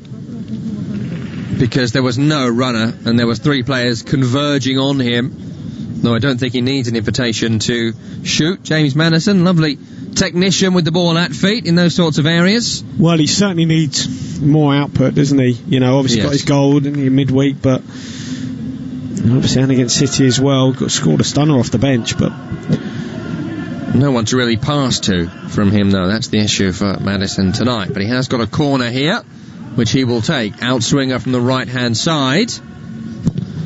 Whipped in towards the edge of the 6-yard box, away by Mustafi. Aubameyang makes Mendy to the second ball, loops it up in the air. Saka's clearance goes to Mendy. Wants the foul from Lacazette, gets the foul from Lacazette. I've got that as Lacazette's 5th foul this match, and he's still not been yellow carded. Yeah, and he does the hand emoji, the what's up emoji, like the what? The what's up emoji. You are so modern. That's Instagram, that's Twitter, yes. That's TikTok, and now emojis. Well, do you know how many emojis there are in the standard Unicode? Tell me. Well, it was in my pub quiz. I think nearly 3,500, which was quite incredible. And that shocked face. Yes, that Lacazette hands, the shocked emoji, that was him, and he's done that numerous times. Well, it will certainly maybe lead to the facepalm emoji here if Maddison finds the top corner from this position. We're left of centre, just about 28 yards from goal. 3-man wall for Arsenal. It's a beautiful angle for Maddison. If he hits it right, he doesn't hit it right. It's over the top. It's always rising. It's a poor connection from James Maddison. That's a let-off for Arsenal. Yeah, and it did look inviting from the angle. We had 3 players on their tiptoes. They jumped anyway, got it up and over. It's interesting yesterday, looked at the game, Man City, when they had a free kick, West Ham put a player lying down on the floor just in case City went under the wall. Yeah, very interesting. Was it Pablo Fornals who was going for a nice lay down? As a yellow card here is finally given to Alexandre Lacazette, who could have been sent off twice today. High ball from Schmeichel, and he's just bundled into Johnny Evans in mid-air. That's a really poor tackle. Yeah. And just going back to that free kick, he lay on his front for now, didn't he? Whereas I think it would have been, sort of better if he'd have been on his side, sort of David Brent-esque. Pablo Fornals, chilled out entertainer. Yes. Go on then, hit it into the wall. I'm just hearing that Jamie Vardy has been told to strip off and get ready to come on. I thought you could say he's been told to take his hat off, which would be a relief. That is, well, I think that's going to go as well. They're not allowed to come on with that, I don't think. Not that cold, is it? I haven't got any hair and it's not that cold. It's not as cold as that our friend in Montana or Virginia, wherever he was. No, but minus 13 for Michael. But he's not wearing a hat. He's got the hot tub, probably set at 40 degrees as well. Beautiful. That's where I keep mine. 40 degrees. Oh, yeah, lovely. What were we talking about? Oh, yeah, the game, apparently. I mean, there isn't really a game, to be honest. Nothing. It's very, very poor. It really is a very, very poor quality match. As Johnny Evans clips it midway inside his own half, straight to the chest of Bellerin, and then Arsenal don't really know what to do with it. Well, if Mesut Ozil is, online tweeting, he would have that emoji with his hands up saying, well, what can I do? Yeah, probably the dollar sign as well. Here's Saka into Tierney, goal side of Castagna, low cross, blocked by the sliding Fofana. Goes for an Arsenal corner on the left-hand side. I mean, look, they will beat the likes of Sheffield and stuff, I guess, but when you've got to unlock a team with a bit of quality, they certainly miss creativity, Arsenal. I mean, this game so far is making Man United against Chelsea look like a thriller. It has been utterly uneventful. But we've made it sound good, though. Well, we have, I used a lot of my good jokes yesterday. You're getting the second-rate material. Saka's cross in, it's away at the near post by Castagna, on the volley. And it goes for another corner to Arsenal, which they haven't done a great deal with since that disallowed goal early doors. Yeah, that's right, but they've got the same tactic in terms of flooding the goalkeeper. They've got 3 on him now. Ceballos will take the in-swinger. It's away at the near post by Tielemans. Lacazette was close by. Saka's header straight to Mendy. Back to Saka, who has managed to smuggle the ball to Ceballos, but would have been tough to control for the man on loan from Real Madrid, and he was unable to do so. And that will give us a chance here for the substitution the game has been crying out for, and that is the Premier League's deadliest hitman, Jamie Vardy, entering the fray, and the utterly ineffective Dennis Pratt to be withdrawn. Yeah.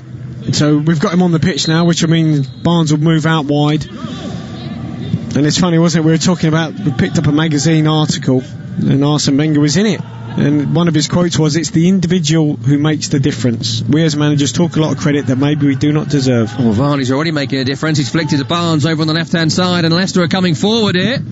Barnes' crossfield pass intercepted by the retreating Ceballos. Just took too long there, Barnes, but Gabriel's given it straight back to Mendy. Flicked on towards Justin, sliding tackle by Bellerin, who's already been yellow carded here, Bellerin. No, I agree with this. He's dived. He's gone for this, Justin. He has gone for this. Well, he had to jump out of the way, didn't he? No, he's deliberately dived over this lunge from Bellerin. He's gone to get Bellerin sent off. I mean, this is terrible. Do you? I just don't agree. He knows exactly what's happening. Look at that. He gets there first and jumps over the tackle. It's a second yellow. That is a dive. He knows that is an absolute dive. Well, he had to jump out of the way. Look at that. That should be a second yellow. Oh, my God. That's nigh on manslaughter. That is shocking from Justin. No, only joking. Yeah, it's a dive. I wonder if James Justin gets a yellow card for that. He should do. He knows, obviously, Bellerin's on the yellow. He's trying to get him sent off. Yeah. Disgusting. I mean, he could have dived a lot better than that, couldn't he? He might as well have just taken a bit of a hit from Bellerin. If he's going to get the yellow, get the contact at least. If he wasn't such a wimp, he would have got Bellerin sent off. Anyway. Bit of entertainment. That's nice. Nice change of pace. Well, it would have been a 3, I think, on the diving board or whatever. I think 3 is quite a low score, isn't it? A 6 is the best. That was like a 2. Oh, I don't know. I don't watch the diving. But much that you don't watch the skateboarding. Do you know what I mean? You can't be across everything. It's true. And another little dive here by Fofana as he's been pulled back by Saka. No free kick given. It's gone for a throw to Arsenal left-hand side. Yeah, I'm sure diving they don't mark out of 10. I'm sure it's out of 6. I just don't know. Look, yeah, I think we're not busy. You might as well look it up, mate. Nothing else is going on. We can tell you Mesut Ozil still tweeting, by the way. He's just tweeted, "Get well soon, David Luiz." So there you go. Oh, he's watching the game still. That's sweet. Nice. A throw in here for Arsenal, which Tierney will take long. Into the penalty area. Lovely big throw. Away by Fuchs. Further away by Tielemans. Ceballos sweeps up. Volleys it back towards Mustafi on the halfway line. Mustafi short to Xhaka to his left. Maddison pressing out. Would this game be better if fans were here? Is that making much of a difference to this game? It's really difficult to tell, isn't it, in terms of an impact on a game, but certainly, they might be expecting more of a performance in the second half, certainly more attacking, maybe certain changes they'd want to happen. I don't know, would Nketiah be encouraged to come on, somebody like that? Pepe? Here's Mustafi on the halfway. Pepe was getting ready a couple of minutes ago. Saka walked over to the sideline, looked like he was going to be brought off. He's now back on again, Saka, and they're trying to find him here, but the chip to him is too long. Pepe's gone to sit down again. But Arsenal are at home here. Look, there's no fans, sure, but they're the home team, and they are providing no impetus at all to win this game, and that's unacceptable, isn't it, for Arsenal Football Club? Well, I'd have Ceballos off for a start, whether you could put Willock on and get him to play off the front, in the little pockets of space. He's got to do something. Just said Football Club like I'm Tim Sherwood. For no reason, just said Football Club. I'm losing my mind. Here is Fuchs on the edge of his own area for Leicester from a high ball. Forward pass is poor. Arsenal have it again. And it's just such a weak game of football. Do you know what it is? It's very choreographed. I look at the movements from Arsenal. As soon as one centre-half gets it, Xhaka rotates out as an outside centre-half. The full-back pushes on Tierney. It's very rehearsed. There's not... we go back to that Wenger article about the player makes a difference. There's not much creativity here. It's like they're so well drilled, they've almost had the creativity drilled out of them, There's nothing spontaneous. Here's Xhaka, chips it forward to Lacazette. Fuchs clears against Lacazette's back. And Leicester have won it back again, but can they do something with it? They find Barnes on the halfway with a diagonal. Justin overlapping, giving Barnes some breathing room, who's just nudging his way forward rather than running. Back to name Palace Mendy, who looks for Evans in the centre circle, and Leicester happy to switch possession right. Fofana edging forward. He's doing a Luiz diagonal to the far side, and it's over the head of Harvey Barnes, and Leicester, they look as lacking in ideas as Arsenal did. Well, maybe they'll be content with a point here, away from home, until they build again. Obviously got Leeds at home. I think that's the next home. Or is it away? That's the next game, league game. It is going to be Leicester. It's home against Wolves. No, wait. That's what I'm talking about. Losing my mind. It's Athens next on Thursday, Leeds away, then Braga at home, then Wolves at home is the next run. There we go. Looking at it the wrong way around.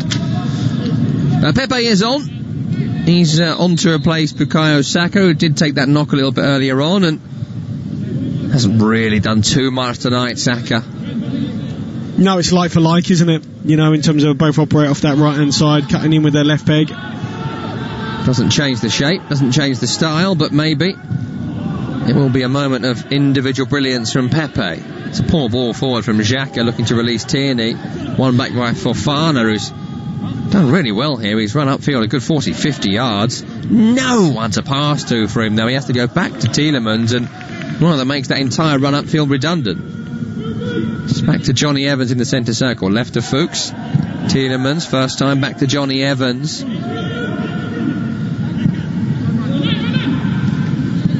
Forward towards Barnes, back to Fuchs, looks into Johnny Evans' feet. Period of possession here for Leicester City.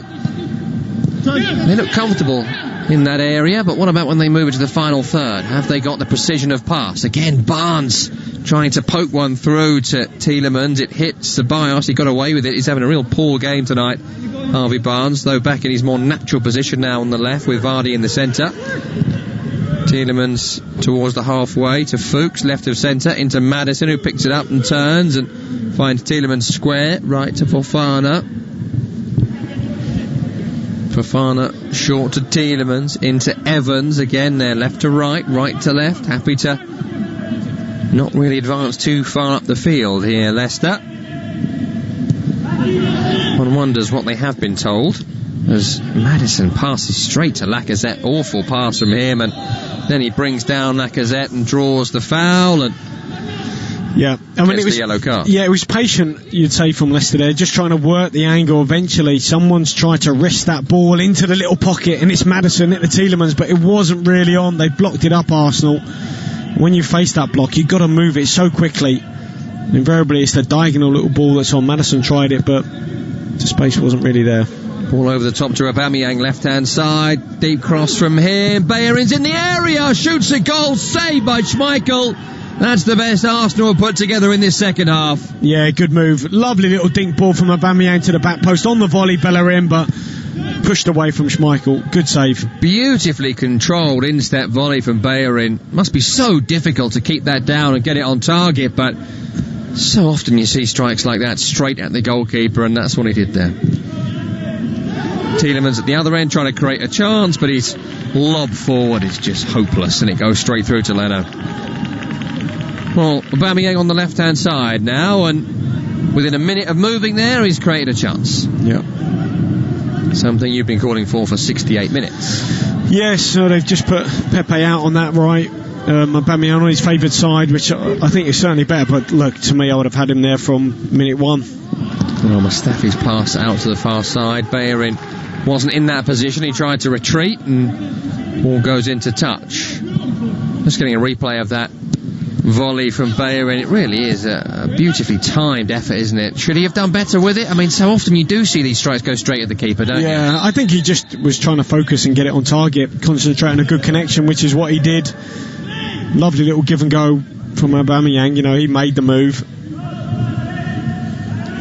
Ball is with Bernd Leno, the Arsenal keeper, away to our right, all in black this evening. It's the first time I've said his name for a long time.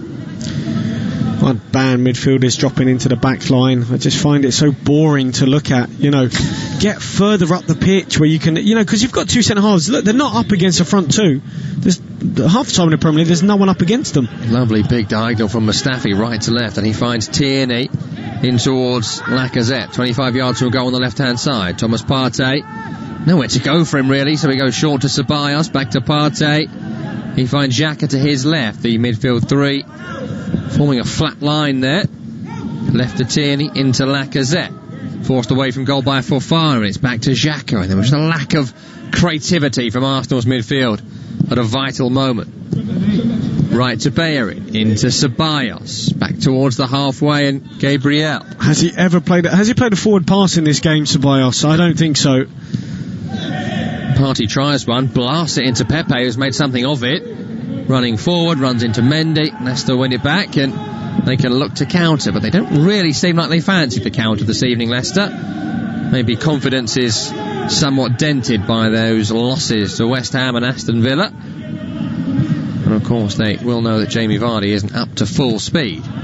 Ball flicked into Maddison, Gabriel beats him to it, Fofana then beats Aubameyang to the loose ball, heads it to Kasper Schmeichel. Good header. Do you know that was a good header, Tom? Because the ball was bouncing. If he heads that straight to Schmeichel, Aubameyang might get the ball, so he heads it on the diagonal. Just means Aubameyang's got further to run. Really clever header. Just knowing that'll just give Schmeichel time to gather it. Aubameyang won't be able to make that ground up. Here's Johnny Evans, who turns forward, approaching the halfway. Bit of pace from Johnny Evans because no one is coming towards him. He's got 10-12 yards into the Arsenal half before leaving it for Castagna. Oh, I thought you were going to say, here's Johnny. Could have done. I'll do it when it's worth it. Yeah, okay. I won't waste it on that. Well, that was the only time he's going to really. If he scores the winner, into the other half. Oh, right, okay. Back to Kasper Schmeichel again. All the way back to him. Why? Fuchs here, back to Schmeichel again. Johnny Evans takes it before he could get to Schmeichel. Now back in his natural position. Forward ball, Barnes around the corner, left to Mendy, and there's a bit of space for him to run. Mendy pokes it down the line to Justin. Vardy in the box, up against Bellerin. Takes him on the outside, low cross straight to Leno. Yep. No chance really for Vardy to turn anything home there. Poor cross, and I've seen this from Justin quite a few times, sorry, against West Ham, where, you know, he's not a natural left footer, so when he gets in those positions, his distribution, his balls in aren't great. Arsenal give it away. Barnes takes on Mustafi, beats him. Bellerin slides in, pokes it back to his own area where Gabriel will look to clear. Vardy chasing him down. Gabriel gets into trouble. Justin takes over, pokes it back to Mendy. Comes from Vardy's pressing. Maddison leaves it for Mendy. Someone's got to take a risk at some point here, haven't they? Yeah. Justin into Barnes, back to Fuchs, and it'll go back to the halfway line.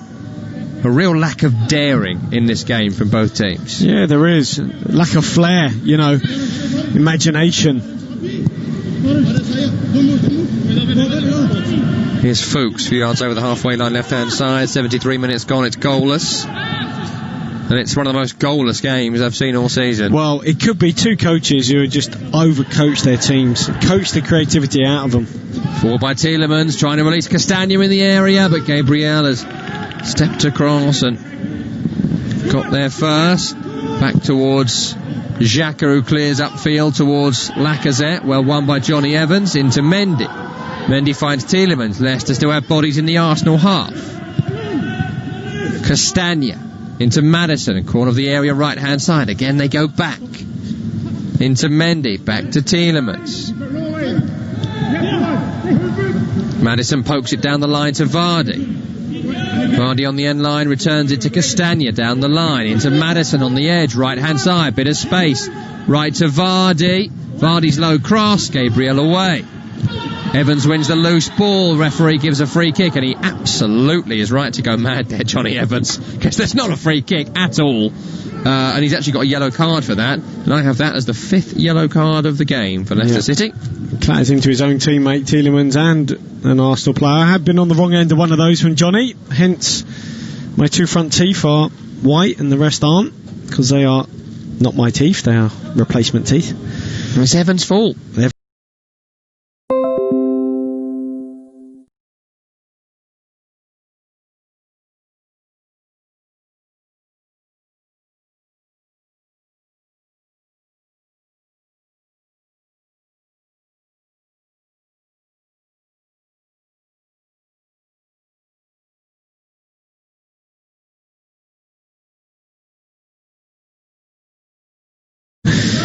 He's been a great, terrific signing for Leicester.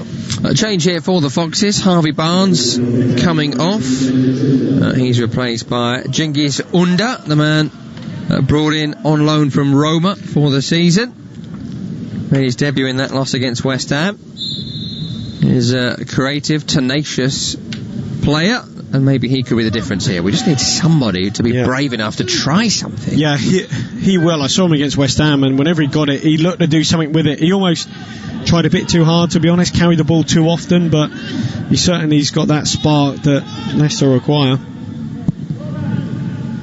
We're back underway. 75 minutes gone. Arsenal 0, Leicester 0 on Premier League Live. Tom Rennie and David Connolly with you. Ball is with Arsenal on the halfway. Under chasing down Xhaka. Xhaka does well under pressure to find a pass back to Gabriel. Pokes it to Partey. Out of his body. That's a nice chip forward if someone's there.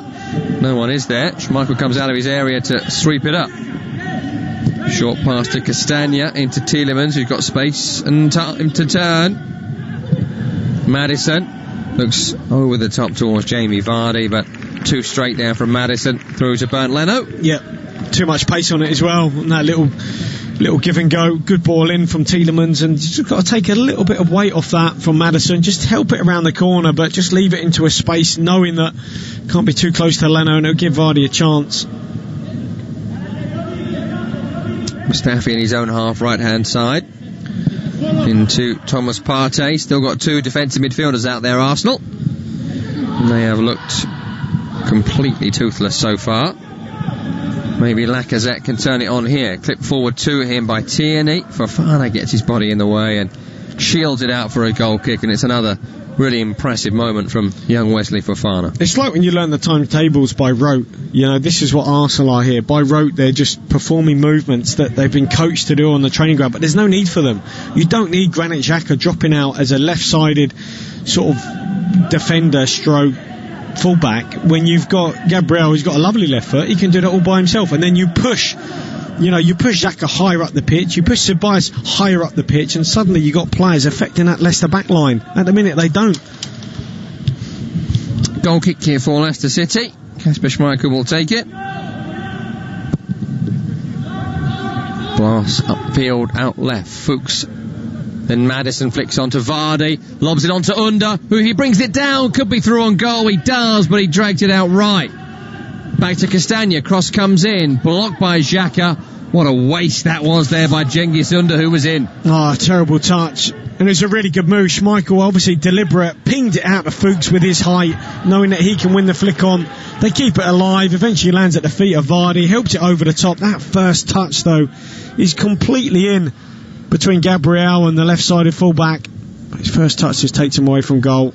Should have done better there. Wasn't easy to bring down by any stretch, but you do believe that Cengiz Under has the ability to bring a ball like that down? Well, if he was a right footer, they would have taken that out of the sky. But because he's a lefty, he tried to use his left foot as the ball's coming across his shoulder, and that's a very difficult skill when you're on the right-hand side. Gotta be two-footed, haven't you, in 2020 in the Premier League? Well, Nicolas Pepe's out there, so maybe not. Granit Xhaka too, here he is with a left-footed pass cross-field to Mustafi on the right. Pepe makes a run, Mustafi doesn't go for the long pass, he looks into the centre circle and Gabriel. 79 minutes gone, Arsenal 0, Leicester 0. Here's Tierney, looks to slip in Lacazette, poor ball, Fofana intercepts and finds Tielemans in space, pokes it back to Johnny Evans. Left footed up to Jamie Vardy, brings it down the chest and finds a pass back, is being fouled by Gabriel and wins the free kick for his team. Yeah, that's just going back to Johnny Evans there, and he gets it from Tielemans, a right footer, but he's able to just change the angle rather than going back where he came from in terms of the ball was down that side. He just opened his body out onto his left foot, plenty of time, really composed to pick a pass straight up to Vardy, and terrific player. Tielemans looks for Maddison, good strong challenge on him, breaks to Fuchs in his own half. Then Palace Mendy finds Yuri Tielemans, who looks over the top, and he's got a runner here, and it is Under, who squares it for Vardy! And Jamie Vardy scores to liven up this drab game at Emirates Stadium. It just had to be him. It's always him. It's now 11 Premier League goals against Arsenal for Vardy. You just cannot keep this man down. 1-0 Leicester. Absolutely brilliant. What a pass this is from Tielemans. Great movement from Under. Finally they've got someone running in behind, and he does have a right foot. I said he didn't, but this time he does. Just to slide that ball across the box onto Vardy with his head. He's about 5 yards out into the back of the net. Great goal. Super movement though, and the pass from Tielemans was absolutely terrific. Another goal for Jamie Vardy. 6 goals already this season. Top scorer in the Premier League last time with 23. Not fit enough to start tonight. But he's always got the instinct, always makes the right run, doesn't he, in the penalty area. He doesn't need to be 100% fit to be the brightest striker on the field, and that's a goal that this game has desperately needed, and it might well spark a reaction in Arsenal. And in fact, immediately they've made a change here. Eddie Nketiah has come on. Just confirm who's gone off for you here. Kieran Tierney has been withdrawn, so Tierney off and Nketiah on. Well, he's not happy, boy, is he, Tierney? But, I mean, the change from Rodgers worked. He brought an attacker, a creative spark on. We said that. That's what we said. Creative. You know, he'll give him that spark, and he has done. He's ran in behind. His movement's been good. You look at Arsenal. Look at Ceballos still receiving on the halfway line behind the ball. Xhaka the same. There they are. I mean, just going nowhere. Sideways, backwards. Gabriel lobs one forward. It's away by Castagna, and then further by Fofana. Partey forward to Pepe. Here he is again, Partey. Centre of the pitch, 40 yards from goal. Tielemans up against him, finds a crossfield diagonal to Bellerin. That's a good ball. If Bellerin can keep it in, he just about does. But on the second touch, he tried a swinger at the ball, and it goes out over the end line for a goal kick to Leicester. And at the moment, the Fox is cruising to an easy 3 points. Well, this will be another, classic smash and grab. I don't know what the stats are, but in that Man City game, they had 28% of the ball. Here they've got it at 46, which is surprising. So it looks like Arsenal probably had more like 60-40. But as it is, this is Leicester at their best. Sort of soaking up the sort of pressure, but you'd have to say they haven't really been tested, have they, by Arsenal? Well, at least at Man City, they had about 30% of the ball, as you say, but they had some shots in that game. Yeah. They've barely troubled Leno in this game. That's their first shot on target in the match. It's gone in, and Arsenal look to recover here with Eddie Nketiah away from Fofana, not away from Castagna on the cover. There was a block. I think he'd give a little block here for Fofana. Nketiah did really well, knock it round one side of him and then went round the other, but he just gave a slight block. He got away with it. Just knocked Nketiah off his stride. Here's Xhaka, pokes it forward from the left-hand side, blocked by Castagna. Just feeling his right hamstring there as he knocks the ball into touch. Well, I think Arteta went to retrieve the ball, but he had those clumpy trainers on. He couldn't quite get that in time. There are loads of balls around the field these days, of course, anyway, so you find you've got to chase the ball and the players already picked one up. That's what's happened here with Xhaka. Knocks it back to Ceballos. And again, they just look uninspired, Arsenal, don't they? If they are to get something from this game, I wouldn't say it was deserved. Home side haven't really tried to take it to Leicester at all. Oh, poor ball, Mustafi out on the far side, intercepted by James Maddison, and Leicester got something to hold on to here. And this is where maybe if you had Luiz on the pitch, he might be able to unlock a door with his passing from the back, but certainly you don't need Partey, you don't need Jackie, you don't need Ceballos. You might as well rep up that whole midfield when you're playing someone like even a Leicester who defends so deep. And they're going to face how many opponents are going to play like this? Half the division. Ceballos had a poor game, as you say. I'm not sure he's made a single forward pass all match. Another one behind him here to Gabriel. That's kind of his role, isn't it? I just want to shake him, pick him up and shake him and say, look, go for your clear. Is this what brought you to, Real and Arsenal? No, it's not. Xhaka on the left-hand side, found by Ceballos. Back to him again. He looks a forward ball here, but intercepted by Tielemans, but at least he tried it this time. Tielemans desperate to be fouled, and Eddie Nketiah obliges. Poor there from Nketiah, because Tielemans looking around, desperate for anyone to run into him. He was like one of those, those car crash scams. Someone just flings himself in front of a car just to, make a claim. That was Tielemans there. Come on, someone just bump into me and then I can make a claim and go down. That's exactly what he did. Clever from Tielemans, and not particularly bright from the Arsenal sub. There's another change is forthcoming here for Leicester. Another survivor of the Premier League winning side, Mark Albrighton, who is coming on, and he'll be replacing James Maddison for the final 7 minutes here. What do you make of Maddison tonight? Yeah, he's done okay. I think he's done okay. I think he had a good week midweek. Obviously got his goal, would be part of a winning performance here, but I don't think he certainly hasn't sparkled, has he? So, I don't know, for a good while now. Would you like a tidbit about Mark Albrighton? I really like Mark Albrighton. Well, he scored on his first career appearance against Arsenal for Aston Villa in 2011, it was the 20,000th Premier League goal. Wow. There you go. For your next pub quiz. Yeah, brilliant. I mean, he is a really good player. I thought him and, obviously Fuchs in that title-winning campaign, but even since then, he found himself at times out the side, and unluckily so. Cengiz Under, who's come on and changed the game here for Leicester, setting up Vardy, his fellow sub. Has it by the corner flag right-hand side, lobs it all the way back to the halfway, showing maybe the limit of Leicester's ambition here. Well, I mean, they've had some dodgy signings, haven't they? Like, Slimani and people like that haven't quite worked out. Not all their recruitment has been great, Leicester. No. But Under looks like he's come under the radar. I haven't really heard of him, but... Oh, dear.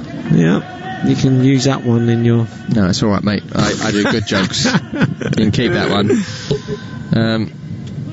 Arsenal have 4 minutes to salvage something of this atrocious performance. And at the moment, they just have it across their back line and they just knock it back to Leno. They know they're losing, right? There's no urgency at all at Arsenal.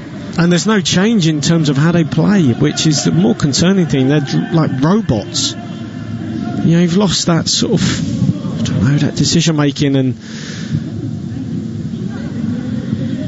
well, they go with Mustafi on the halfway. The diagonal crossfield has not really worked so far in the second period as it did in the first. So they go short. Xhaka to Pepe.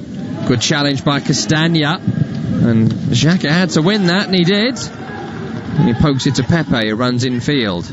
Sure, he's shoved in the back by Cengiz Under. Referee's given nothing. Tielemans brings it away. Fofana tried to draw the foul from Xhaka, but couldn't do so. What is he doing there, Fofana? I mean, I'm sure Johnny Evans is saying, get back here. There's no need to go running over the halfway line now. We just need to sit in for a few minutes, keep a clean sheet, and we won the game. Folly of youth, maybe, from Wesley Fofana. Yeah, I think so. First mistake he's made all game, though, to be fair to him. He's very, very good. Yeah. Here's Gabriel on the halfway line. Poor ball from him, intercepted by Albrighton. Into Mendy. Cleared by Fuchs. Albrighton volleys on the halfway, trying to find Vardy. Gabriel volleys back to Leno. Vardy was sniffing. Leno will get there before Jamie Vardy. Short to Gabriel and back to Squadran Mustafi. Well, I'm just wondering whether Leicester have changed to a back three here. We'll have to wait and see, because they can do that with Fuchs as a left-sided one, and obviously Johnny Evans as a central one for Fana on the right side, just to see this game out. It's a bit like a back five, back six, isn't it, at the moment for Leicester, as they are doing exactly that, trying to stop any kind of Arsenal attack, of which there's not been a great deal of tonight. No, Mendy battling Ceballos with the ball here in the centre circle. Referee wants Leicester want the referee to give a free kick. He doesn't. And Pepe looks forward, intercepted by Fofana. Onto Ceballos, who goes square to Partey. Chip towards Bellerin's run, away by Fuchs. Good volley away from him. Into Tielemans. In no rush once again, Yuri Tielemans. And he wants to be fouled. And again, I mean, he's just put another claim in. He's put another claim in there. He's going to bankrupt Arsenal with this rate. Genie Mac. Well, there's blame, there's a claim. And he's just smarter, isn't he? Just being smarter than Arsenal's players. It's his through ball as well, isn't it, for Under's cross to Vardy for the goal. Well, he's a brilliant through ball. Got to say, he's been a great signing. What was it, 40 odd million? He's worth it. Tielemans played all but a couple of the games for Leicester since then. A virtual ever present. And they have gone to this back three by the looks of it, with Fuchs in there, just to try and shore it up if Arsenal do throw the kitchen sink at them, but I'm not too sure they will. Brighton forward to Justin down the left hand side, takes to the corner flag. Justin, good play from him. Mustafi is with him. Into Jamie Vardy from Albrighton. Nice feet from Jamie Vardy. Man who's come on and scored. Here he is again. Wants the foul from Partey. Gets the foul from Partey in Leicester City. I mean, this is the embodiment of being professional, isn't it? Yeah. Seeing the game out. Absolutely, and we've seen this, I think, against Man City, didn't we, in terms of, Vardy just nicking the ball in front of defenders. He does it so well, they don't even know where he is. You switch off, you're fractionally, marginally late. That is it. You make a foul on him, he wins either a free kick or a penalty. Just can't switch off for a second when he's around. 90 minutes are now up, Arsenal fans, and there are 5 to be added on, which would usually be somewhat encouraging to the home support if there were any here, but even if they were, I'm not sure they would feel this team would be capable of the way they played tonight. They have won a throw after Leicester couldn't keep the ball in the corner any further. It's into Gabriel on the edge of his own area. He'll carry Arsenal forward. Left-footed pump up field intercepted by Fofana, who's been a magnet to the ball this evening. Whether that's good positioning or bad passing, I'll let you decide, but certainly has seen a lot of it. Xhaka with a quick throw into Pepe. Ineffective since coming on. Back towards Gabriel, who looks right to Mustafi. Came on for the injured David Luiz. Carries towards the halfway. He looks diagonal in the air, trying to find Nketiah, who's gone down. Referee says foul by Nketiah on Fofana, not the other way round. Yeah, right call. And this will just waste a few seconds. There'll be no rush here to take this. Schmeichel, I imagine, he'll be banging this as high and as far as he can. He won't have Fuchs to aim for, that's the only thing, because obviously he's playing at the back now. He'll have to see which side he'll try and put it into. Who's the smaller side? Probably on Bellerin's side, yeah. Looks like that might be pointing that way. Would be their first loss of 2020 at home, Arsenal, but if you watch their games this season in the league, they shouldn't have beaten West Ham here. Were lucky to beat Sheffield United. They've not played well here either, so cause for concern for Arsenal fans. But just going back to Schmeichel there, I mean, he's got the kick. He has booted it right to the edge of the Arsenal box, and that is, I can't tell you, I mean, it's just so good when you're up and you're, just trying to put the ball in the opposition half. Albrighton slips in Vardy here, goal side of Mustafi. Vardy to wrap this one up. Oh, it's saved by Leno. He tried to chip him, and Leno was just alert to it. Jamie Vardy thought he'd scored a second. Yeah, it came from Schmeichel. Long ball, brilliant ball in behind. He's on the last man, on the shoulder. It's a bit of a heavy touch, and actually Leno, you think, he could have come out earlier. He doesn't. Vardy tries to lift it. He actually rushes the finish, and he had time. Comes off his face in the end, yes. Leno. See him on the face. He had no idea. He was going down. Corner for Leicester, which they'll take short. Wunder back to Tielemans. Wants the foul from Pepe. Turns it forward. Xhaka takes over. Into Gabriel, who clears, not very far. Mendy picks it up. Pressure from Vardy, calls the mistake. Tielemans gives it away. Ceballos can bring Arsenal forward, but again, he doesn't even know what way he's playing. He's gone back to Xhaka. Xhaka takes the responsibility of the forward ball to Bellerin. Into Xhaka again. On the halfway now, Arsenal. Well, I don't know what sort of glasses he's wearing, Mikel, but they're rose tinted in terms of Ceballos, how he has stayed on this pitch. Mustafi diagonal, aimless, away. Castagna brought down by Under. Done really well. Cengiz Undas is coming on again here. Finds a simple pass. Needs somewhere to go now. Back to Castagna, who clears. Partey, Gabriel and Mustafi all back there. There's only one player to mark. Yeah. Well, there's no one to mark. All 11 are in the other half for Leicester. No one ever for Arsenal. Here's Mustafi. On to Bellerin. Back to Mustafi. Right-footed cross is deep. Finds Pepe outside of the area, left-hand side, up against Castagna. Takes him on the outside. Cross deflected. Goes into the side netting. Schmeichel couldn't keep it on. That's an Arsenal corner in the last minute. Yeah, I think Castagna just showed him a little bit too much here, Pepe. He's so quick. He's called Peep, isn't he? That's what he was in France. He's that rapid, and he showed him too much of the line. Just did enough, though, to deflect it out for a corner. In his Acme boots tonight, it seems. They've not helped him at all. He will take this corner. Left-footed. It's at the near post. It's a poor ball, and it's away by Castagna. Kept on by Pepe. Winds up another cross. That's better, but too close to Kasper Schmeichel, who gathers and smothers and falls on it. Puffs out the cheeks, and that may well be all she wrote. Yeah, he's got to beat the first man. He doesn't. They don't get someone across there either, Arsenal. It's symptomatic of their performance just being below the level required. Schmeichel with a wallop upfield. Not a great one, though. Tielemans flicks on to Under. Looks to take Xhaka on the outside. Xhaka grabs him by the shoulder. He'll get another yellow card for Arsenal. Their third of the match to go with Leicester's 5. It's not been ill-tempered per se, but it has been scrappy, isn't it? Yeah. I mean, do you think there's a touch of Ozil looks at Xhaka and thinks how he behaved, and he's managed to, brush it under the carpet, get back in the team, and Ozil's been a professional. Yeah, it's just not in the plans. Inexplicable. We'll need the autobiography to find out. But history is made tonight. We don't need to wait for the book. We know that Leicester have won for the first time away at Arsenal since 1973. And it came from, you guessed it, Jamie Vardy scoring the only goal of the game from the bench. It's the first home loss that Arsenal have suffered this season. It's the first home loss they've had in the calendar year of 2020. And boy, they did deserve it. Analysis to follow. At full time, it has finished Arsenal 0, Leicester 1. You're listening to Premier League Live. Evenings with James Whale on Talk Radio.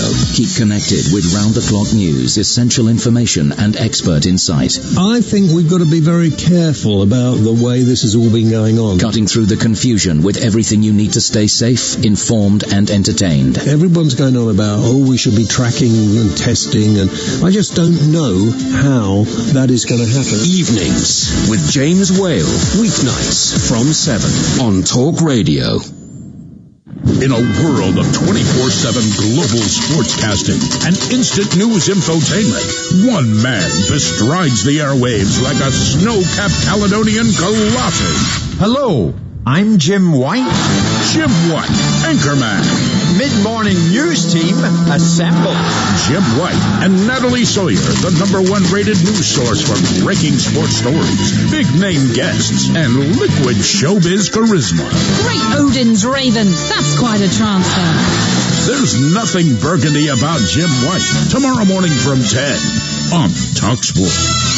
In the spring of the year 2020 AD, a deadly enemy rages like a torrent of fire between the ends of empire. My name is Maximus Talksportus Pandemicus, gladiator of the sports radio. Gird up your loins and battle the invasion of COVID-19, because what you do today will echo in eternity. TalkSport Legion, assume tortoise formation against COVID-19. Show this virus no mercy by keeping a distance of at least 2 meters at all times. That's 6.75 Roman feet centurions. Together, Legion, TalkSportus can defeat it. TalkSportus Maximus. On my signal, unleash hand sanitizer. Keep it on, stay informed, and give coronavirus the red cardus. Are you not hand sanitized? 20 years of TalkSport. Gentlemen, good evening. There's no such thing as an overnight success. Accrington Stanley 4, titanium plasmatronic death droids from the future, 0.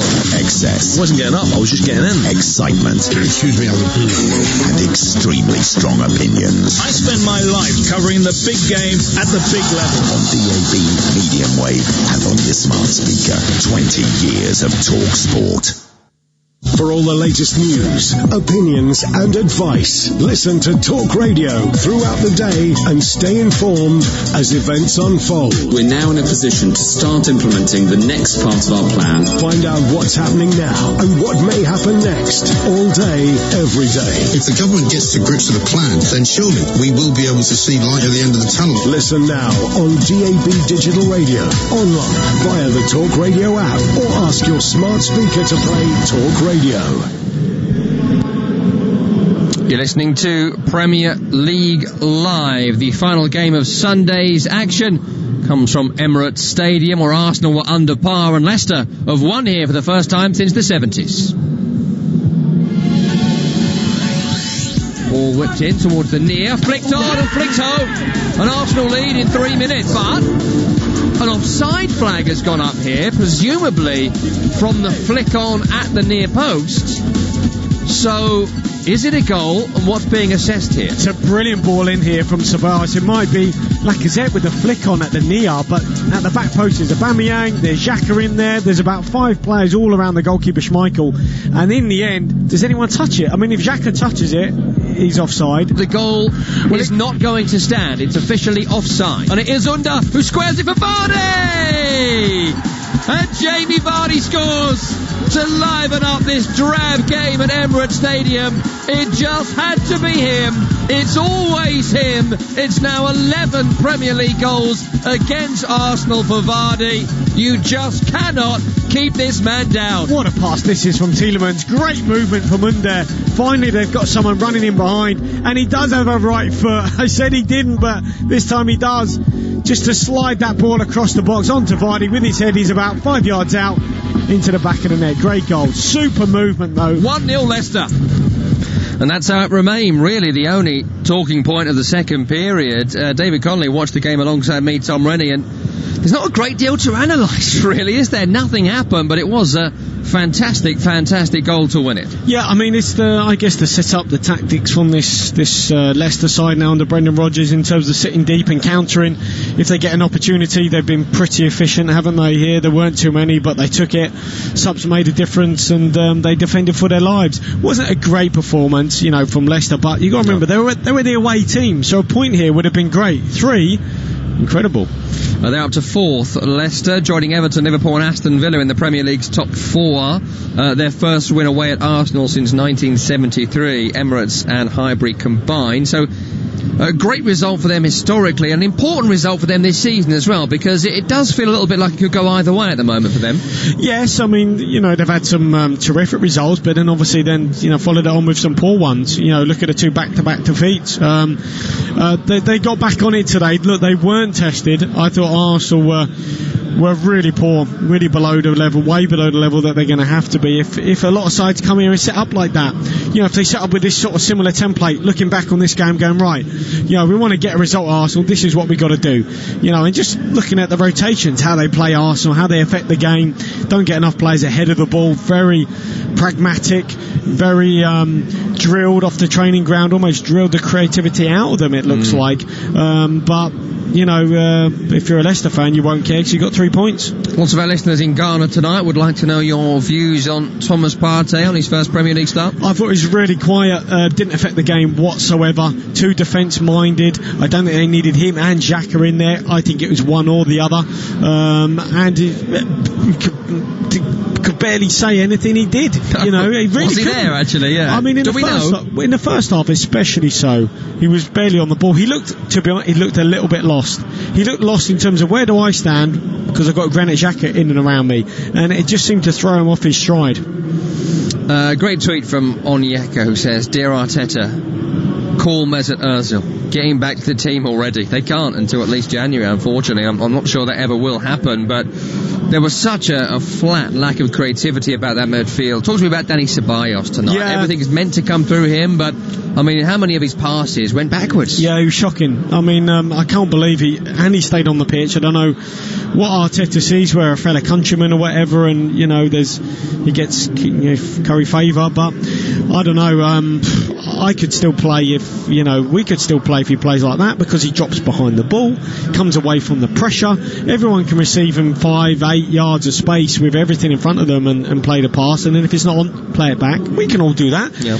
You're on the pitch as a creative talent. That's why you've been signed, to go and make a difference, higher up the pitch, impact the game where you need it. Put yourself in a position in a little pocket, 5-yard square, like De Bruyne does, like a Foden does, off the front, where you give defenders a decision to make, and midfielders. Do they come in with you? Do they not? If they come in, the space in behind, running behind like Unde did. If they stay off, you can get turned, and then you can affect the game. Playing on the halfway line, there's absolutely nothing. And Arsenal had 5-6 players at times in and around the halfway line, all facing forwards, all with the play in front. Too many. Up next for Arsenal, Dundalk here on Thursday, a trip to Manchester United, then Molde and Aston Villa here before the international break for Leicester City. After this one, they take on AEK Athens away in the Europa League, Leeds away next Monday Night Football, then Braga and Wolves before international break. This was the third game of Sunday's Premier League action. Here's how the other two played out earlier on.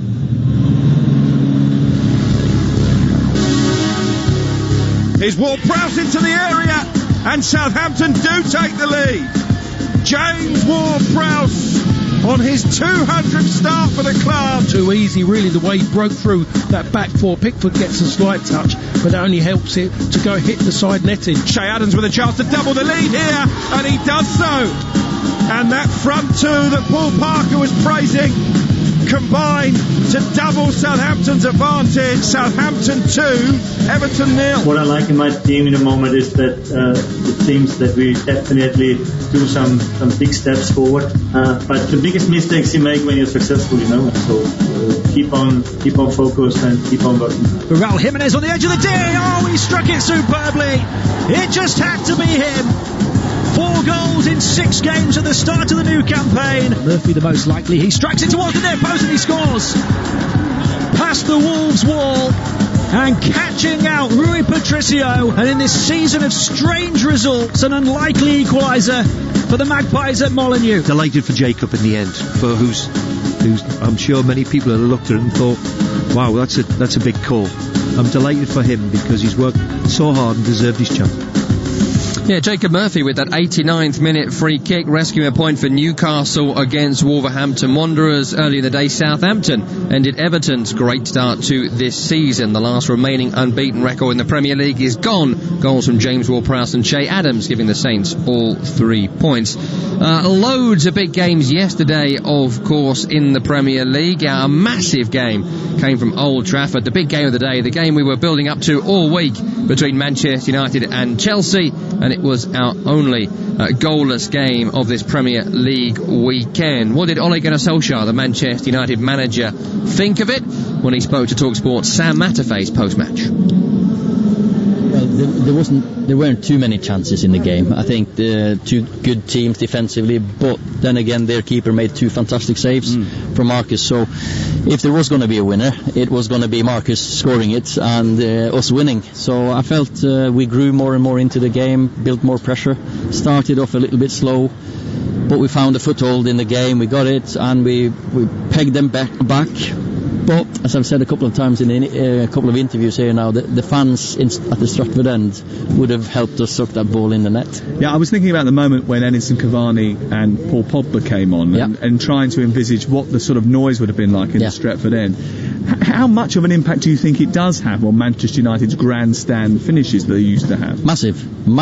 Because first of all, this happened so many times at this stadium in front of the Stratford end, and that noise that comes on, it gives you an extra buzz. It's an unbelievable feeling. I've felt it myself, and coming on there, just chasing that goal, it's something different. And at the moment, it's like, it doesn't really matter if you're home or away. It's a game. The life and the atmosphere in the stadium is made by the players on the pitch and some of the coaches screaming. So, but then again, after there's 2 good teams after a European midweek, I'm pleased with the players. I think they put a good performance on.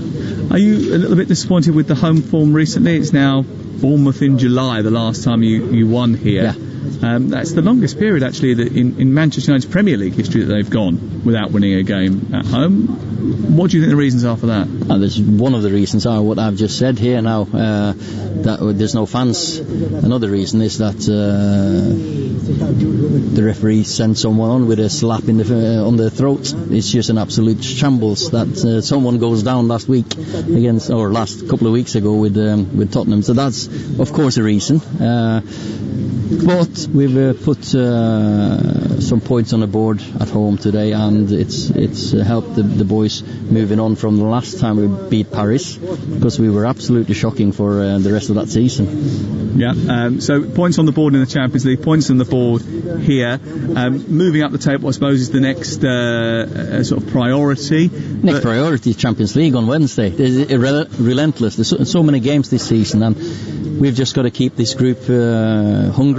It's a great group to work with. We've added some very good characters and personalities, so I'm looking forward to the next game. Edinson Cavani came off the bench and with his first touch hit the side netting. It was very tight. Did you get off your seat at that point and think that it had snuck in? No, I was stood up there, I think.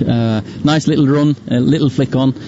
but he'll score goals, I'm sure. Yeah, didn't score yesterday. Nobody did. Not a great game of football between Manchester United and Chelsea.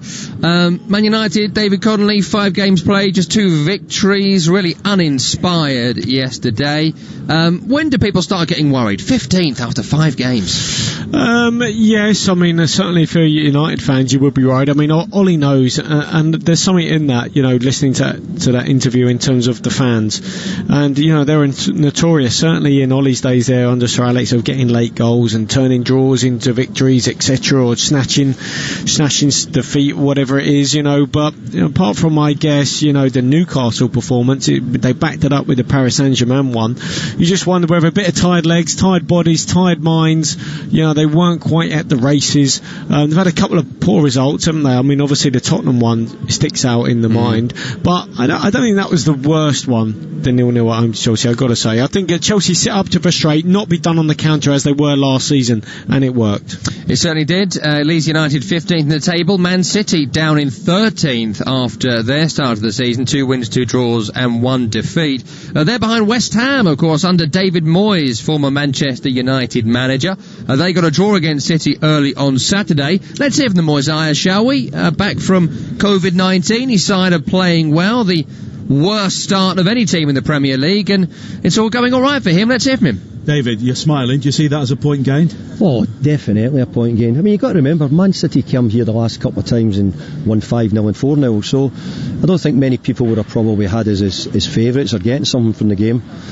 But I felt it through the players, their training, the what they're doing, obviously the confidence we took from coming back again in the Tottenham game. So they showed great character today to hang in and dig in and get a point from the game. And there was so much pressure. Is it a test of concentration as much as anything physical? Well, I've been moaning a little bit about the lack of defending in the Premier League, so at least we stuck at it. We didn't give in, and maybe we didn't always defend the first thing well enough, but at least we covered and we made sure somebody was there to block the shot or to defend the cross. So I've got to say well done to the boys at the back. It was a good game not to concede more than 1 goal, because as we know, City are more than capable of doing that to you. And Antonio, I mean, you didn't have too many chances, but what a terrific goal.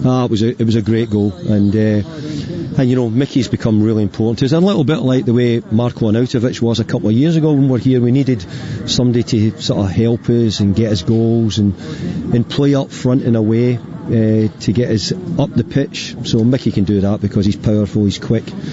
So I've just got to hope that the injury he's come off with isn't too serious, because he's a really good player and he's doing great for us. And you've taken 8 points from the last 4 games. Is that a good return considering the quality of the teams you've been facing? Well, I think it is a good return, because I think that nobody would have given us too many points if they looked at the fixtures. I think more important for me is how well we've been playing. Actually, I'm a little bit disappointed we didn't play better today. I thought we could have played better at moments, and we'll look at it on Monday. But the confidence in the group, the character, the team spirit we've got at the moment is getting us results like that and hanging in games and not losing and coming back in games. So we have to hope that continues. David Moyes with our man Nigel Adley yesterday. David Connolly in a few seconds next weekend. West Ham against Liverpool. The way they've been playing, they might get something. Yeah, why not? I mean, that would have given them great confidence yesterday. As Moyes said, the Messiah, as you said, great point for them. David Connolly, thank you very much indeed. Former West Ham, Leicester, Southampton striker with me for this one. We're back tomorrow with 2 games in the Premier League starting at 5 o'clock GMT. That's UK time. Brighton against West Brom with Richard Wolverton and Dean Hammond, followed by Burnley against Tottenham with James Fielden and our friend Kevin Watson returning. Here, it's finished with Leicester's first victory away at Arsenal since 1973. Jamie Vardy with the goal. You've been listening to Premier League Live.